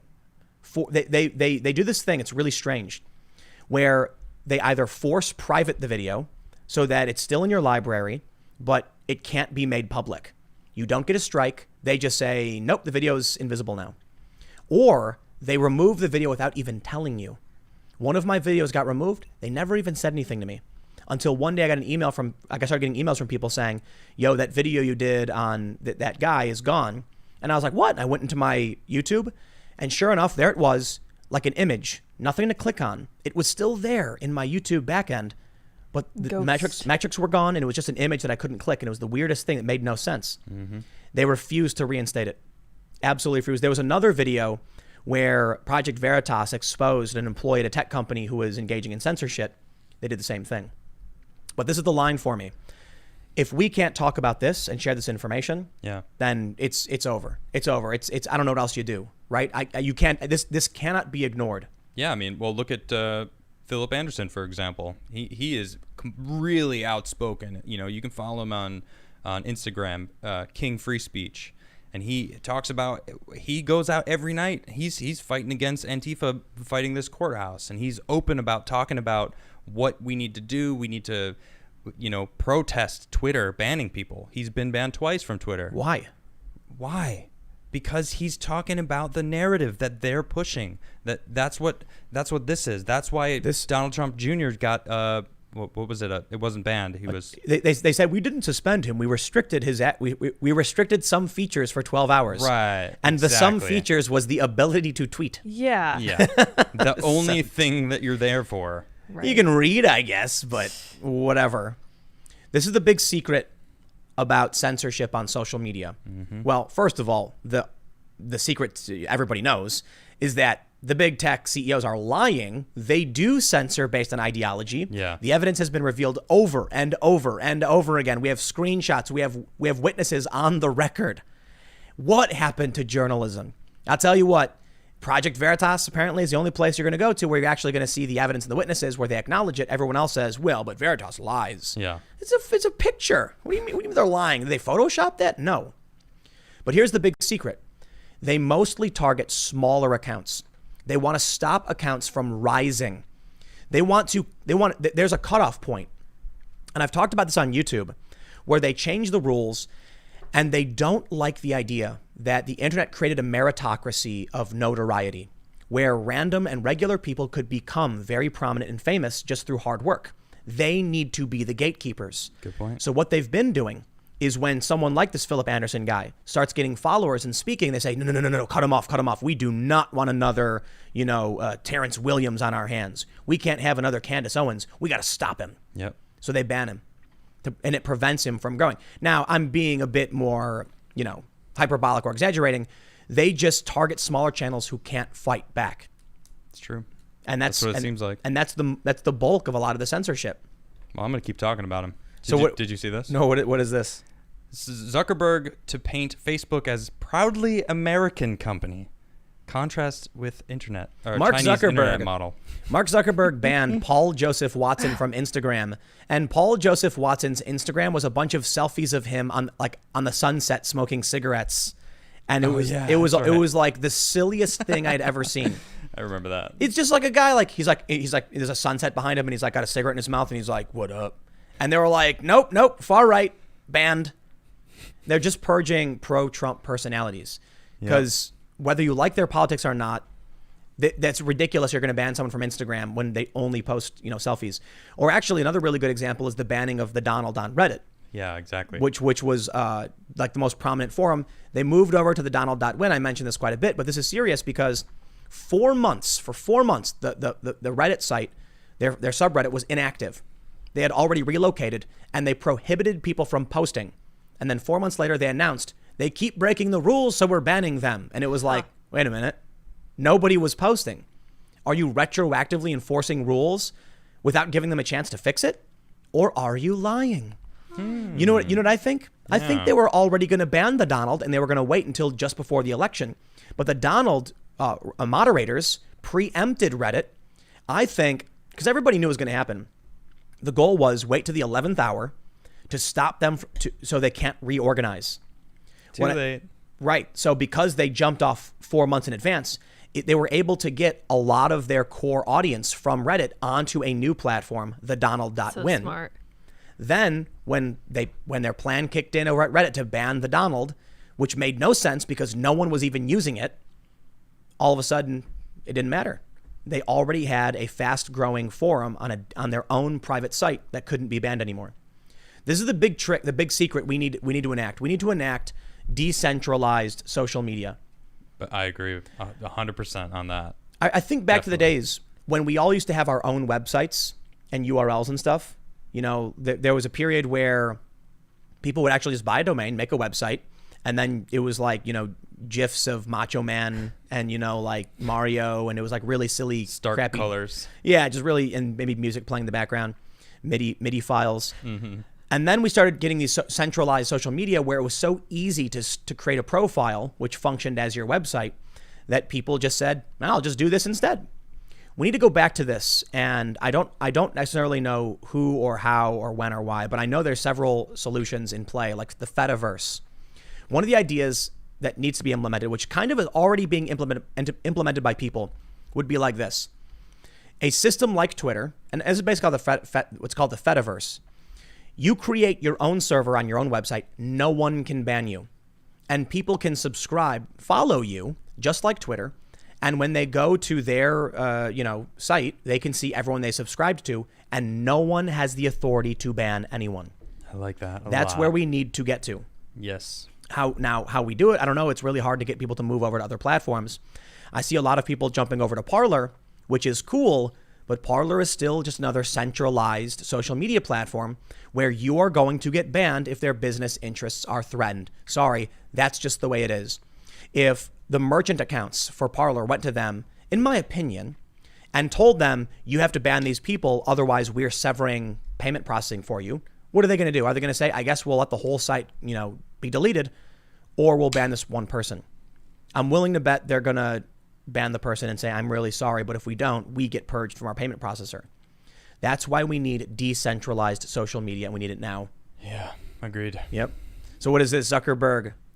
Zuckerberg to paint Facebook as proudly American company. Contrast with Chinese internet model. Yeah. This is BS. He's not going to do that. No, he's not. Going to try to do it. Well, I mean, what we talked about the other day about how they're trying to bring him to court again for lying a couple years ago about not being biased. Yeah. But then, of course, Project Veritas exposed that to be BS. So now he's trying to be like, no, we're an American company. Look, Zuckerberg, along with chief executives of Amazon, Apple, and Google, are set to testify before a House Judiciary subcommittee on Antitrust Wednesday as part of a group's investigation into competition in the digital marketplace. I love it. It's going to be fun on a bun. What's it going to mean? Sounds like optics. He's going to be like, we at Facebook actually deeply proud of this country, and we love this country. I'm a billionaire because of this country. Just not the people that like the president of this country. And Jack Dorsey's going to be like, we actually think that Twitter is beholden to a global audience. So we're actually going to defy U.S. law and make rules for the international community. See, But slower. We exist A bit slower. We exist outside of the law. So I've actually never heard him speak. I I didn't don't It's know. just like that. I'm It's actually really doing an slow. imitation of Seamus doing an imitation of Jack Dorsey. He's good. from Freedom Tunes. Seamus is good at Yeah. impressions. I'm like, I haven't listened to Jack speak since I was doing the podcast like over a year ago. but so. his Ben Shapiro was on point. Yeah. I think at this point, I think Jack's lying. Yeah. I gave him the benefit of the doubt. I've talked with Jack on and off since Jack Dorsey of Twitter, since we did the podcast with Joe, and he keeps saying all of these things, and it's kind of just like, it feels kind of like an abusive relationship where, the guy keeps beating the woman but keeps promising to do better, and she keeps going back to him and he just keeps beating her. And that's social media because people are addicted. They can't give it up. Now, Jeremy Hambly over at the Quartering, I guess he deleted his Twitter account. Good for him. Yeah, he's got I don't know how many followers he had. He had a decent amount. I followed him. Yeah, I don't know if he had like 100K or whatever. I'm not super sure. He deleted his whole account and he was like, follow me on Parler instead. And I was like, you know what, man? I almost deleted my entire Twitter maybe like a year ago, and I stopped and I thought to myself, you know what? Instead, what I'll do is I'm going to stop interacting with people on Twitter. Okay. That's it. I'm going to stop tweeting at people. And I very rarely ever tweet at people. And I always make sure that if I do tweet, it is like I try to do my best to mitigate against any perceived hostilities. Okay. So typically when I respond to somebody in any capacity, it's extremely rare. And it might be something in furtherance of the conversation. I specifically avoid when I see a tweet from someone and they're lying and it's nasty and it's obvious, I just go right past it. I'm not gonna get involved. I'm not gonna tweet at them. Yeah, I'm starting to take that on too. Just if someone comes, with clout, it's just like I could waste my energy and try to explain to this person, but they're not gonna get it. They don't care. It's pointless. Why am I gonna waste my energy when I have all these other people that are like, I got your back. Let's further the conversation. You know, and that's great. I like that. And I've been adopting that myself, you know, just you know what, if you got nothing nice to say, if you don't want to further the conversation, have a legitimate conversation, because there's a difference between having a conversation if you don't agree with me and just coming at me with some BS. You know what, man? Yeah. I look at some of these political personalities on social media, and you know what the lowest tier of political personality is in the world? What? Reply guy. And Oh, the yeah. lowest tier of that is Trump reply guy. Yep. They build a following by tweeting at Donald Trump, LOL, and like, you're so dumb. Yeah, reply And- guys definitely bore me. It's just like, So- get your own thing. Say, you got to have Share a ideas. Yeah. Share your thoughts on something. People, you know, crazy. I've had people ask me like, you've got so many followers on Twitter now, Tim. Like, how do you do it? And I'm like, I don't know and I don't care. I don't pay attention to Yeah. it. I kind of just tweet the things I feel. Yep, exactly. And that's it. I will quote people sometimes. I quote tweet people sometimes. I will tweet things. I'll tweet videos. And, you know, one thing I kind of don't like about Twitter is that people assume like a journalist will tweet a story. Okay. And then people will assume it's the journalist's opinion when they tweet a story. Oh, yeah. And they'll attack the journalist. And I'm like, come on. Just because the journalist tweeted out doesn't mean they're supporting it. Yeah. You can't assume that the same way you can't assume I am when I tweet it out. Well, and I've been doing that a lot. I've been passing along actual facts. You know, like, it's no opinion. I don't have any. I didn't even say what. This is a simple fact that here is this is a fact. And then people are like, oh, wow, are you surprised at that? How are you so surprised that that's the case? And it's like, when did I say that? Yep. This is a fact. I tweeted. It's interesting, and I'm passing it along to you. There was a photo that Andy No posted of the vandalism and the destruction and the garbage in the morning in Portland. Okay. And he was like, here's the destruction they leave behind. Yep. And he said the rioters. And then I quote tweeted and I put an asterisk, peaceful protesters TM, as a joke, like, Andy, they're not rioters, they're peaceful protesters. Don't you remember? And someone's response was, so you're saying that it's justified for the feds to use unmarked vehicles to kidnap people? And I was like, what? I didn't say anything. So I responded with, no, I'm saying that I'm making fun of the media for calling them peaceful protesters when they're clearly violent. Yeah. Like, that's it. And so I'll respond to people sometimes when they respond to me. Rarely, though, because I usually don't even check. I typically don't. But Twitter the joke is that you'll tweet something like, I really like waffles. And then people will be like, why do you hate pancakes? And they're all attacking you. Yep. Twitter Pancakes. Waffles are better than pancakes. You How know- dare you? But you know, Twitter knows this, and they do it on purpose. They know that waffles are better than pancakes? Twitter knows that they've created a rage engine, which is tearing the country apart. Yep. They know for a fact they do. Well, it didn't start with Twitter. It started with media. Well, no, with the internet. No, Twitter gamified the process of hate, where you earn points the more hateful you are. You don't think that started with Facebook before Twitter became a thing? No, yeah, I don't think so. So Facebook is relatively different.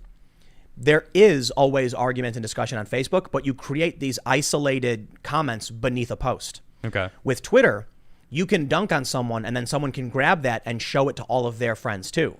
Whereas on Facebook, if I post a picture of like a dog doing a backflip and then you comment, Tim, you're dumb, no one's going to click share on your comment to have your comment just appear on their page to everybody else. Get it? Yeah, I see. It's just a Twitter- different style. So what Facebook does, and it does, Facebook created a different system for creating rage. It incentivized publishers to make people hate. Twitter incentivizes regular people to earn points, likes, shares, retweets, and followers by being as nasty and disgusting as possible. Yep. Just to be evil and mean. And you know what the funniest part is? I try to avoid it, right?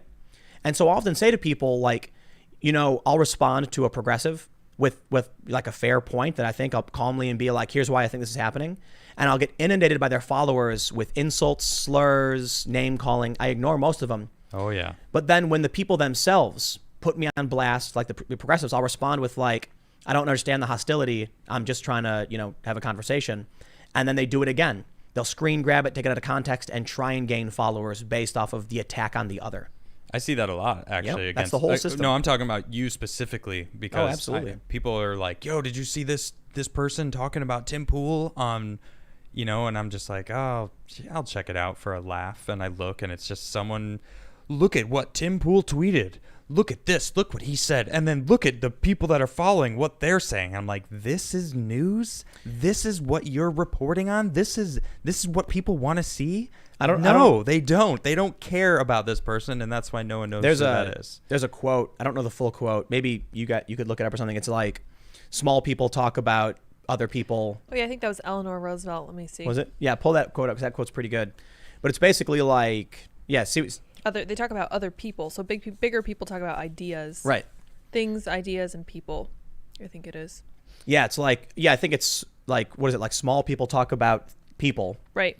Then like bigger people talk about things. See if you can find the actual quote. Ideas or something, right? I know what you're talking about. The bigger people talk about ideas. Yeah. So I talk about people sometimes, but I usually keep it to the highest level of authority and power. Yeah. And it's interesting because one of the arguments I got from a smaller YouTuber as to why they constantly make videos about me is that they're punching up at me. Yeah. And I'm like, what do I do other than like be a guy in his studio talking about his feelings and reading the news? Okay, here it is. Yeah. It goes, great people talk about ideas, average people talk about things, and small people talk about wine or other people. Wine? Yeah, I think you're reading. That's a perversion of it. It's from Fran Lebowitz, I think. I was watching this. I don't know exactly who he was, but it was kind of like a TED Talk, but it was in India, and it was this man sitting and talking to a huge group of people, and he was talking about how celebrity status and putting people up on a pedestal. And looking down at people because you think you're up on a pedestal, and the key is to treat everyone as we're all on the same level. Yeah. And all these people are attacking you, like you just said, punching up at you, but they're putting you up on that pedestal above them. So therefore, it's them putting them up there, putting you up there, and being like, "Oh, he's up there." There are people that Instead are of so desperate to get me involved in drama. Yeah, I'm sure it's the most annoying thing when I get emails. You know what the most annoying thing is when people I know message me on Facebook saying things like, dude, did you see what they said about you? And I'm like, if you send me anything like that ever again, I will unfriend you. I will block you. Yeah. Like, do not send me stupid gossip. I literally do not care. I don't care what people say about me. I don't care what they think. It's a waste of my time. Boom. Waste of time. Waste of my time. Yeah, you're wasting your time. I got too much to do. Focus on yourself. Focus on what you need to do and stop being angry that someone else is focusing on what they're doing. It's funny. And getting angry at them for that. That blows me away that people are seriously just so angry at other people when that's all they do. They're just sit there being angry at other people. It shows you what they think, how much they care about how much they care about they care about what other people think about them. Yep. Yeah. And I'm like, I don't, man. Why do you care so much about what other people think about you? I'll just post stuff and mind my own business. We talked about it though. It's that lack of confidence. They are seeking approval because they aren't fully accepting of themselves and didn't get approval growing up. Maybe that's one option, but it's that lack of confidence that they themselves aren't confident enough. So anything, that upsets them or anything throws them off, it's someone else's fault also, so how about we jump over to the Super Chats? Let's do that. Super Chats. If you have not already, make sure you smash that like button. Smash it. Smash the like button. You can follow me on Twitter, Instagram, and Parler at Timcast. You can follow at Adam Krigler on all the same places as well. And of course, you can follow at Sour Patch Lids, LYDS, on Parler and Twitter. And we got a bunch of Super Chats from our loyal audience. Thank you guys so much for the Super Chats. We got a big old Super Chat from J-Mac. He says, almost finished with the Barr hearing. I cannot see how our country comes back from this. I want to be optimistic, but any direction November goes is going to be followed with tragedy. What are your thoughts on the hearing? Democrats seemed more interested in finding the witch instead of the truth. If the Democrats win, as the money markets are predicting, these people who just yell emotions and don't actually ask questions to solve problems will be in control, and it will be a nightmare for everybody else. If the Republicans win, as far as I can tell, I will, my liberal sensibilities will be negatively impacted to a slight degree, but at least the country will still exist, and I'm willing to accept that. So I'm not happy with the direction the Democrats are going. I think they're engaging in whining, incessant nonsense. And so, rocking a hard place. How about that? Mm-hmm. All right, let's see what we got here. Jacob Villa says, thank you, Adam, for your words. Those that are still working are fed up. Those that have family values are fed up. I'm fed up. Boom. So why are the polls, why are the prediction markets, everybody saying Biden, Democrats, they're all going to win.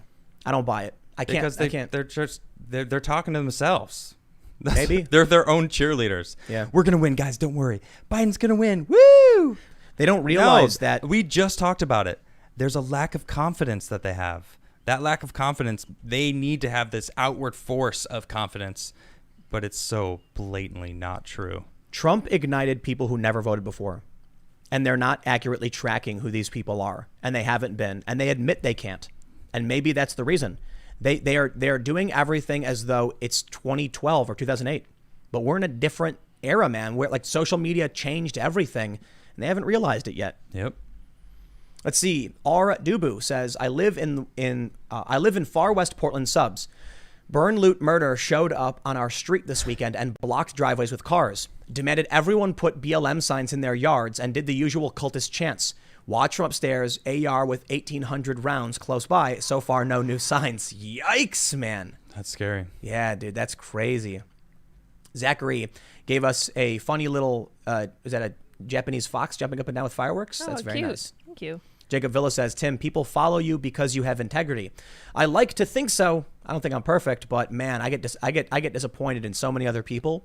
I'm like, where are the regular honest people, man? Yep. I don't know, man.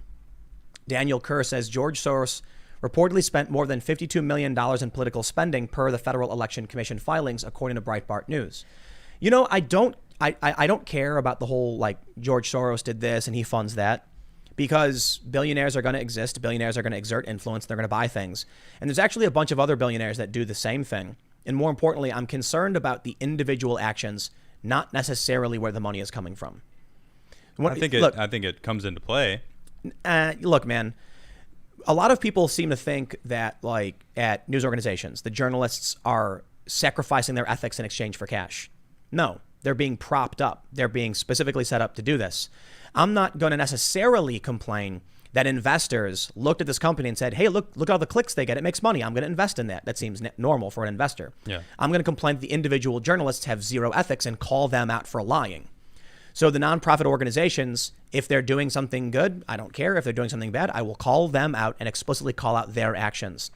I think I don't like the targeting of an individual who's not, it's not the actual action I'm angry about. I'm not angry about the fact that people made a bunch of money and are trying to spend it in ways that benefit their worldview. I personally think wealth inequality is a very serious problem, and I don't like the fact that these massive billionaires are selling us out to multinational corporations while hiding their profits offshore in places like Panama. I mean, but if it's found out that he's the one personally funding the attack of the federal courthouse, you're not going to have. Can you name any other billionaire that's doing the same thing? No, I'm not. That was not my question, though. My question is, if it's found out that he is the one funding that, wouldn't you be upset about that?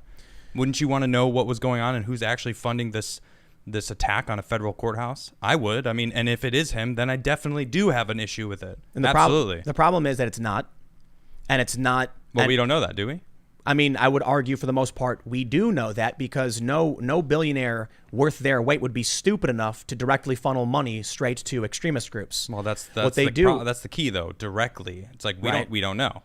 So we're not sure. If I'm not going to sit here and look at any one of these billionaires, and there's many of them, there's right-wing billionaires and millionaires who are funneling money into these places, and complain about the fact that people get rich and they pay for things that they like.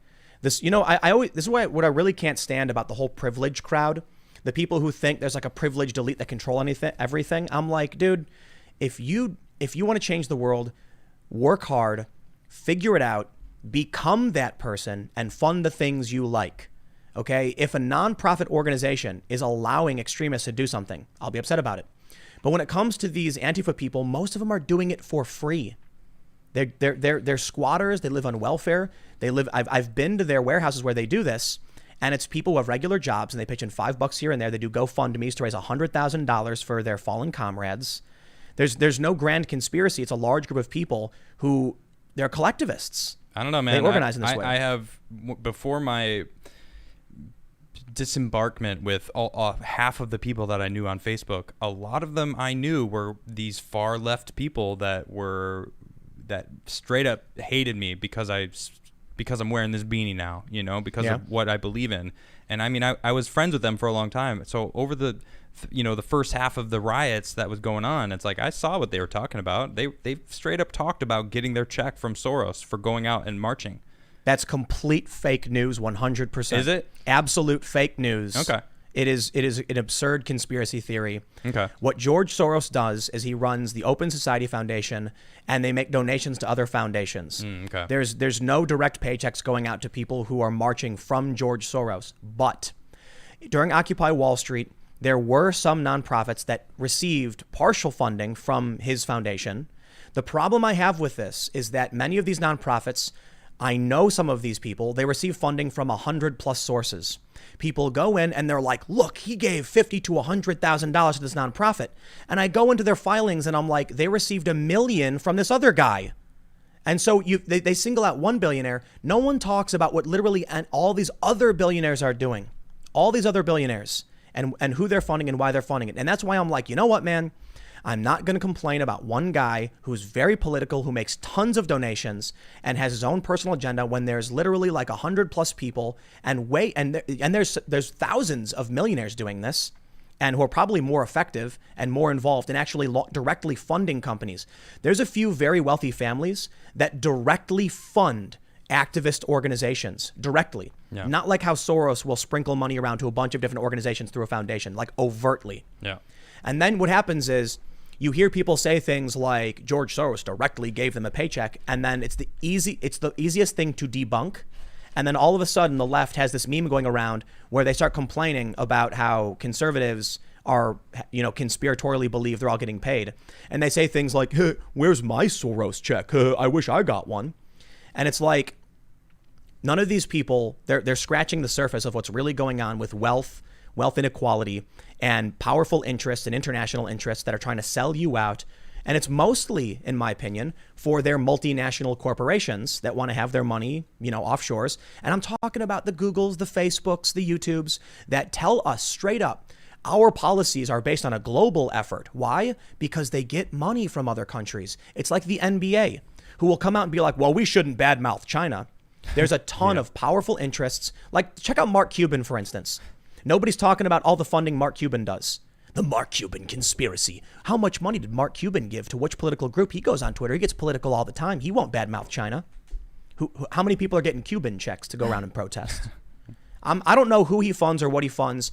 Then you've got Chick-fil-A, and they're making funds to organizations. Yeah. So let's read some more super chats.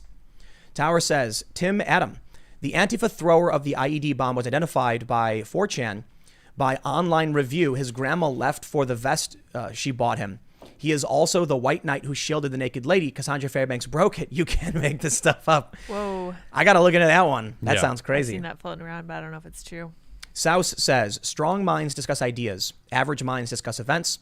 Weak minds discuss people. Yep. Also, have you guys heard recent stories of mysterious Chinese packages being sent to random Americans containing invasive plant seeds designed to kill our crops?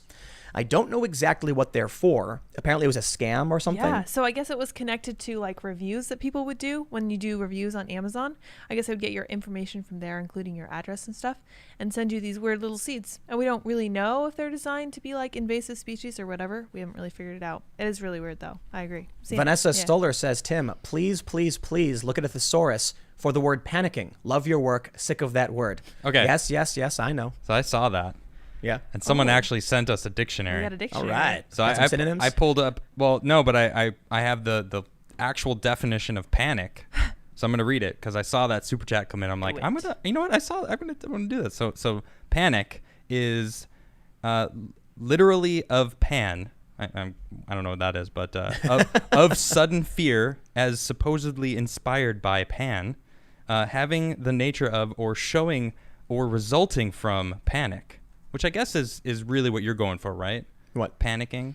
It's like people, showing a sudden fear. A sudden fear Of something. Yeah. Yes. It seems pretty legit. I don't know. I'm on Tim. I think what she's just saying is that I use the word too much. Oh, well, maybe that's true. And nothing so- in this book can help you there. Here's the issue. I've also said freak out. Yeah. Lose their minds, go insane. Meltdown. Yeah, meltdown. Good stuff. Yeah, Yeah. lose it, things like that. But at a certain point, it's like, to be honest, though, there was a period like a few months ago where I was like, are they really panicking again? Like, do I have another, like, they're panicking for this reason? And I was like, how many videos I'm going to do where I say they are? Sure enough, it's a story where they're like, Politico, the New York Times will say, like, Democrats are freaking out over the latest poll number and this information. And I'm like, look, man, when I have mainstream sources that tell us they're experiencing a sudden jolt of fear and it's causing them to think irrationally, I'm gonna say it. Panic. They're panicking. Awesome. Mark Robertshaw says, I'm pretty sure shrapnel explosives are illegal under the Geneva Convention. So those nail bombs are inhumane, to say the least. Yeah. What is this? The Middle East? Yikes, man. Seriously, these people are nuts. Yes, they are. Plankicorn says, you guys are the best. When I watch you, I feel like I'm hanging out with a couple of good friends. Hope you are all having a fantastic night. Spin. I will do that. I've been waiting. It's been slowly staring at me like, spin me. Let's see. RC says, haven't heard much discussed with the Supreme Court ruling against churches in Nevada and opening up further attacks to restrict the First Amendment. I am more than concerned. What are your thoughts? I did a big segment on the Supreme Court ruling this way. I'm shocked. They're literally arguing that they can shut down churches, and the Supreme Court said, "Yep." Wow. Yeah. So limit capacity at churches. Well, we're not putting. There's no law saying you can't worship. We're just telling you how much you can worship. That's crazy. Well, that's the argument with Second Amendment. We're not in. You know what's really crazy to me as I read about the Second Amendment and stuff. It literally says to keep and bear. Literally means you can carry around. But there are many states that straight up say you can't carry this under any circumstances. Under no circumstances. There's an old trick the governments like to do. Like in New Jersey, you can get a permit for open carry in New Jersey if they get around to actually filling out your application. So it's apparently an open secret that when you fill out an application for open carry, New Jersey just basically crumples it up, throws it in the trash and says, we'll get back to it as soon as possible. And then they never do. Wow. That's the trick. You can carry in this state. We're not infringing on your right to bear arms. Of course, we'll never actually give you the permit to do it. Now we're seeing that same logic applied to the First Amendment. We're not telling you can't worship. We're only telling you can't have a church, right? Yeah. We're not, it's not stopping you from worshiping. We're not saying you can't speak freely. We're only telling you that certain words will put you in jail. Yeah. Yeah. Messed up. Oh, no. We're not saying you can't speak. You just need a free speech pass. In order to get your free speech pass, we need you to write an essay explaining why you need your free speech, and then we'll get back to it as our soonest availability. Messed up. That's where we're going. That's the future we can count on. Unless, of course, something changes. All right, let's see what else we got over here in these here super chats. Let us scroll through. Trump 2020. Here's a good one. Aketsu Z says Black Lives MAGA. Ooh, spicy. There's a lot of people. Yeah. Of all Americans. That's all I'm gonna say. They're all Americans. Americans want to make America what it fun is. and good, huh? It's not a racial thing. Americans. We got one from Akepot, says ideological enforcement of law. The Black Lives Matter is now categorized by the Office of Special Counsel as a nonpartisan issue-based organization. Therefore, government workers, military are allowed to associate, organize, proselytize for BLM at work now. Google it. Whoa. I'm telling you, man, morality government is upon us. Yep, it's happening. And they're going to come. It's the ideology is seeping in, the new religion. Trump 2020. Mr. Wilson says, hey, Tim and crew, you show up one picture of the guy in Austin saying the gun is in low ready. Now the picture is too poor to actually tell, but he could be doing a confined shooting stance. You see it in clearing videos. Interesting. I don't know. Shredding says, love the content, love the viewpoints. The Democrats are pathetic. Trump 2020. I think a lot of people are starting to feel that way. That's right. All right, let's see what we got going on here. Oh, this one got redacted. I don't know. No. Jordan C. says, what do you think about Politico saying Joe Biden chose Kamala Harris to become his running mate for the 2020 election on August 1st, 2 weeks before the Democratic National Convention? I think this was an accidental release of what's called an embargo. And the reason I think so is because they used a direct quote from Joe Biden. There's a couple things that could have occurred. In the press, they will pre-write something. They're called pre-writes. They'll write an obituary for a very high-profile person who is getting on in years, so that as soon as this person passes, they can drop that obituary. This person was known for this, that, and this. Maybe make some adjustments. Every so often, a news organization will accidentally publish an obituary on TV and then go, oops, and people go, whoa, we thought this person died. It was an accident. However, Politico, for those that don't know, accidentally published a statement saying Joe Biden chose Kamala Harris as his VP on August 1st, saying, quote, blah, blah, blah. I don't have the full quote pulled up. That to me sounds like an embargo. An embargo is when an organization reaches out to a journalistic organization and says, we will give you insider access, but you cannot release this information until this date and time. News organizations will say, we agree to these terms. They get access to the information, then do a pre-write based on privied information. Then on that time, we'll publish it. There's been a bunch of information emerging showing that Kamala Harris is the likely VP. They've been scrubbing her Wikipedia page. They've been doing stuff to her social media, apparently. And now we have this accidental, oopsie. Joe Biden picked Kamala Harris, and they quickly scrubbed it. In my opinion, Kamala Harris is going to be the VP. Now, they denied it, saying it's not true, it's not true. On August, sometime in August, they're going to say, on the 1st, Joe Biden picked Kamala Harris. Yeah. It's interesting, though, because for a couple months now, you know, basically since he said he's going to pick a woman and a person of color, you know, they were like, oh, man, if he picks Kamala Harris, I'm absolutely voting Trump. And I was like, whoa, like, well, why? And then she's a cop. People don't like her. Cop, no, man. they don't like her, dude. They don't Did you like know, her. I'll be very careful here. Tulsi Gabbard said in a debate when she knocked her down that I think I'm getting this right, that Kamala Harris kept people in prison past their sentencing to use them as cheap labor. Wow. Yeah. Is that proven? Can you look that up? I believe that she did do that to some extent. Yeah, I believe that's... Believe, but I want receipts. I'm saying I'm being very legally careful right now. I want to know, because that's crazy. Tulsi Gabbard said it, and it was really damaging to Kamala Harris. Yeah, wow. Because people were like, whoa. Yeah, but if that's true, it's like, woof, that's a terrible thing to do. Like, how, God, the prison systems are messed up as it is, and she did you're a abusing bunch them? of other things. Oh, man. Yeah. That, you found it? So Kamala Harris's AG office tried to keep inmates locked up for cheap labor. This is from the Daily Beast. Wow. So there's my receipt. This is from February 11th, 2019. They're talking about she was ordered to reduce the population of California's overcrowded prisons.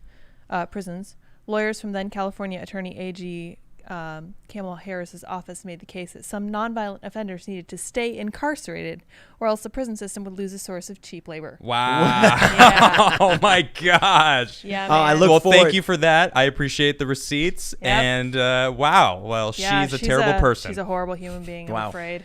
Wow. She's a dictator. Jessica Burleson says, I saw a tweet by a socialist that said the point of the riots was engineered crisis and chaos, enabling justification for declaration of martial law. They say that every time there's riots, to be honest.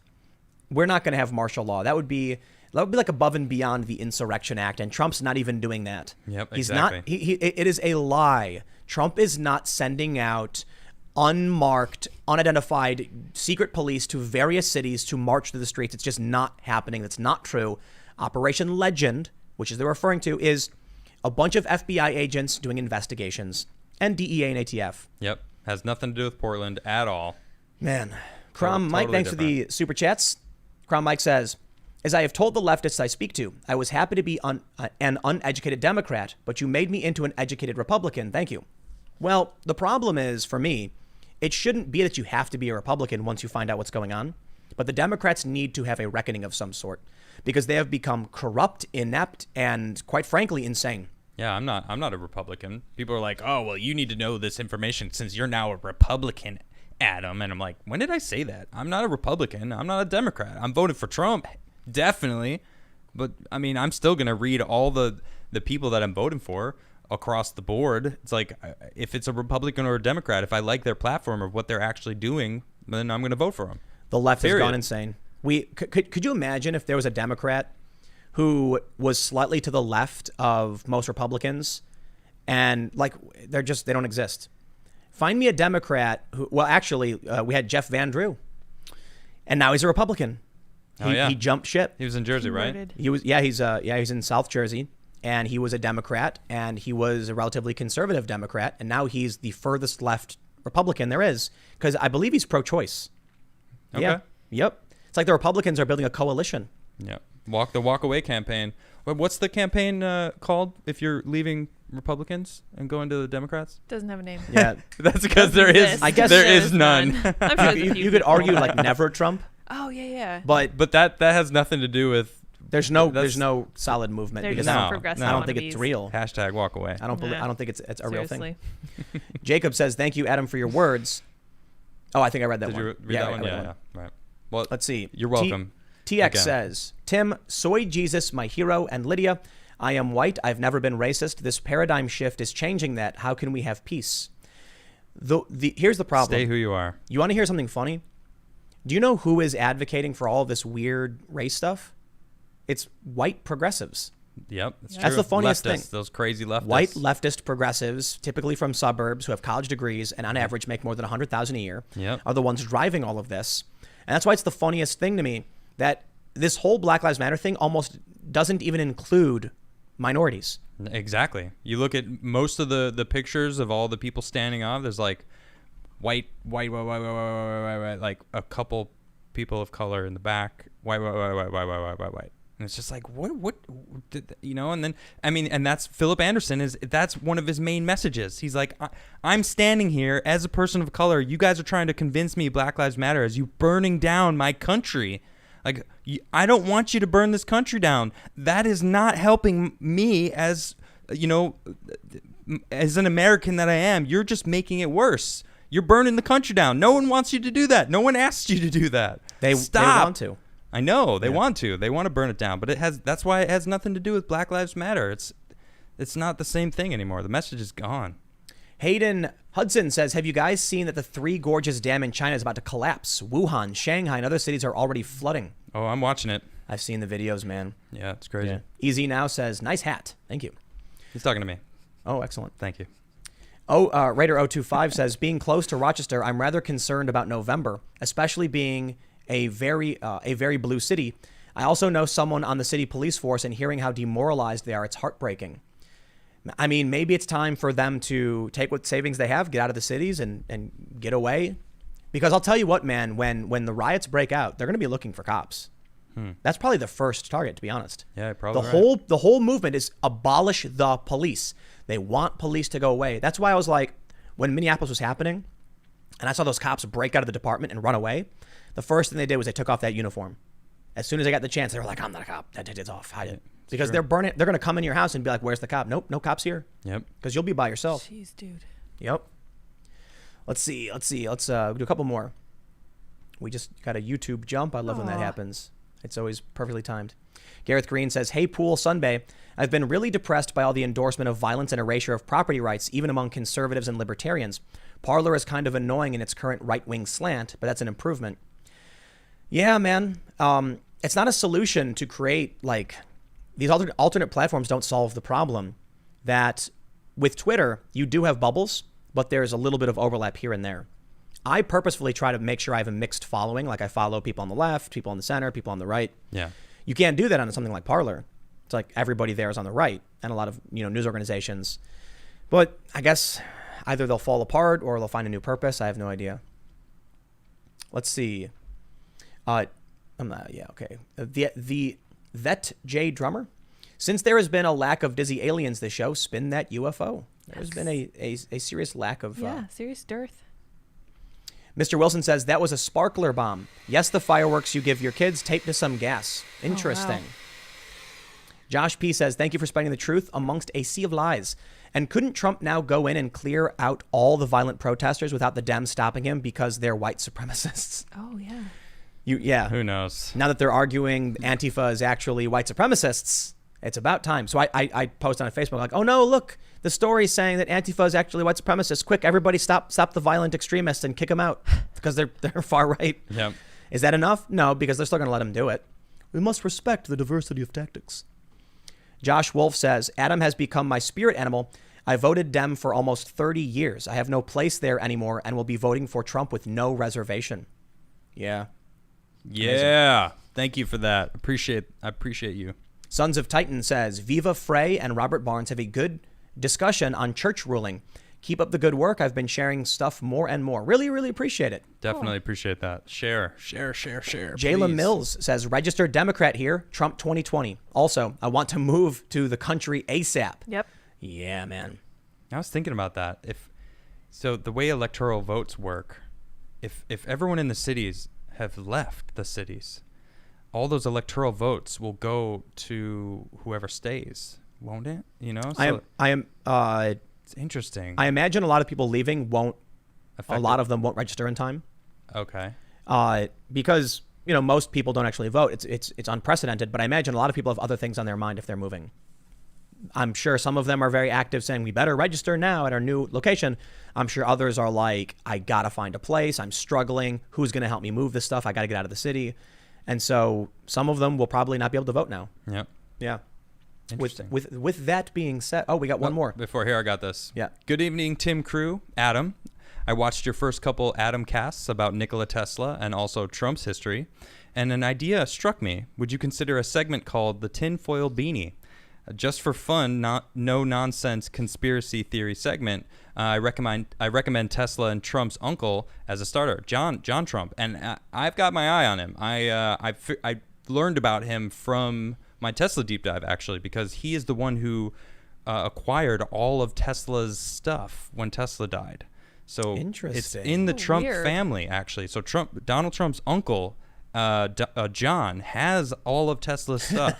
That's so crazy. So what that means for the future, I don't know. Hey, but thank you very much, and you can all check my channel, Timcast IRL, and you can watch those yourself. It's 2020. It is 2020. Trump's gonna come out with his giant mech suit with crazy Tesla anti-grav tag. Yes. I am president for life, and I just legalized marijuana. Vote for me. People look at giant mecha Trump shooting lasers and blowing things up, and they're like, I think I'll still vote for him. Yeah. They look over at Biden, he's sleeping. I'll take mecha Trump. Yeah. Ladies and gentlemen, it is past 10, which means we must bid you farewell. But before you go, smash the like button. Smash the like button. Subscribe, because we'll be back tomorrow at 8 p.m. You can follow me. Yes. Excuse me. That's me, right? Smash that like button. Sorry, I just needed to say that. You can follow me on Twitter at Timcast, Twitter, Instagram, and Parler. You can follow at Adam Krigler in all the same places. And you can follow at Sour Patch Lids, LYDS. And if there are some of you who are watching who aren't aware, I actually have several other channels. So make sure you also check out youtube.com/Timcast, where I put up a segment. It's just me ranting about politics every day at 4 p.m. Check it out and subscribe, or you can go to timcast.net. But other than that, we'll be back on this show tomorrow live at 8 p.m., and we'll have clips throughout the day from the show. So we look forward to seeing you tomorrow, and thank you all so much for hanging out. Bye, guys. Have a good night, everybody.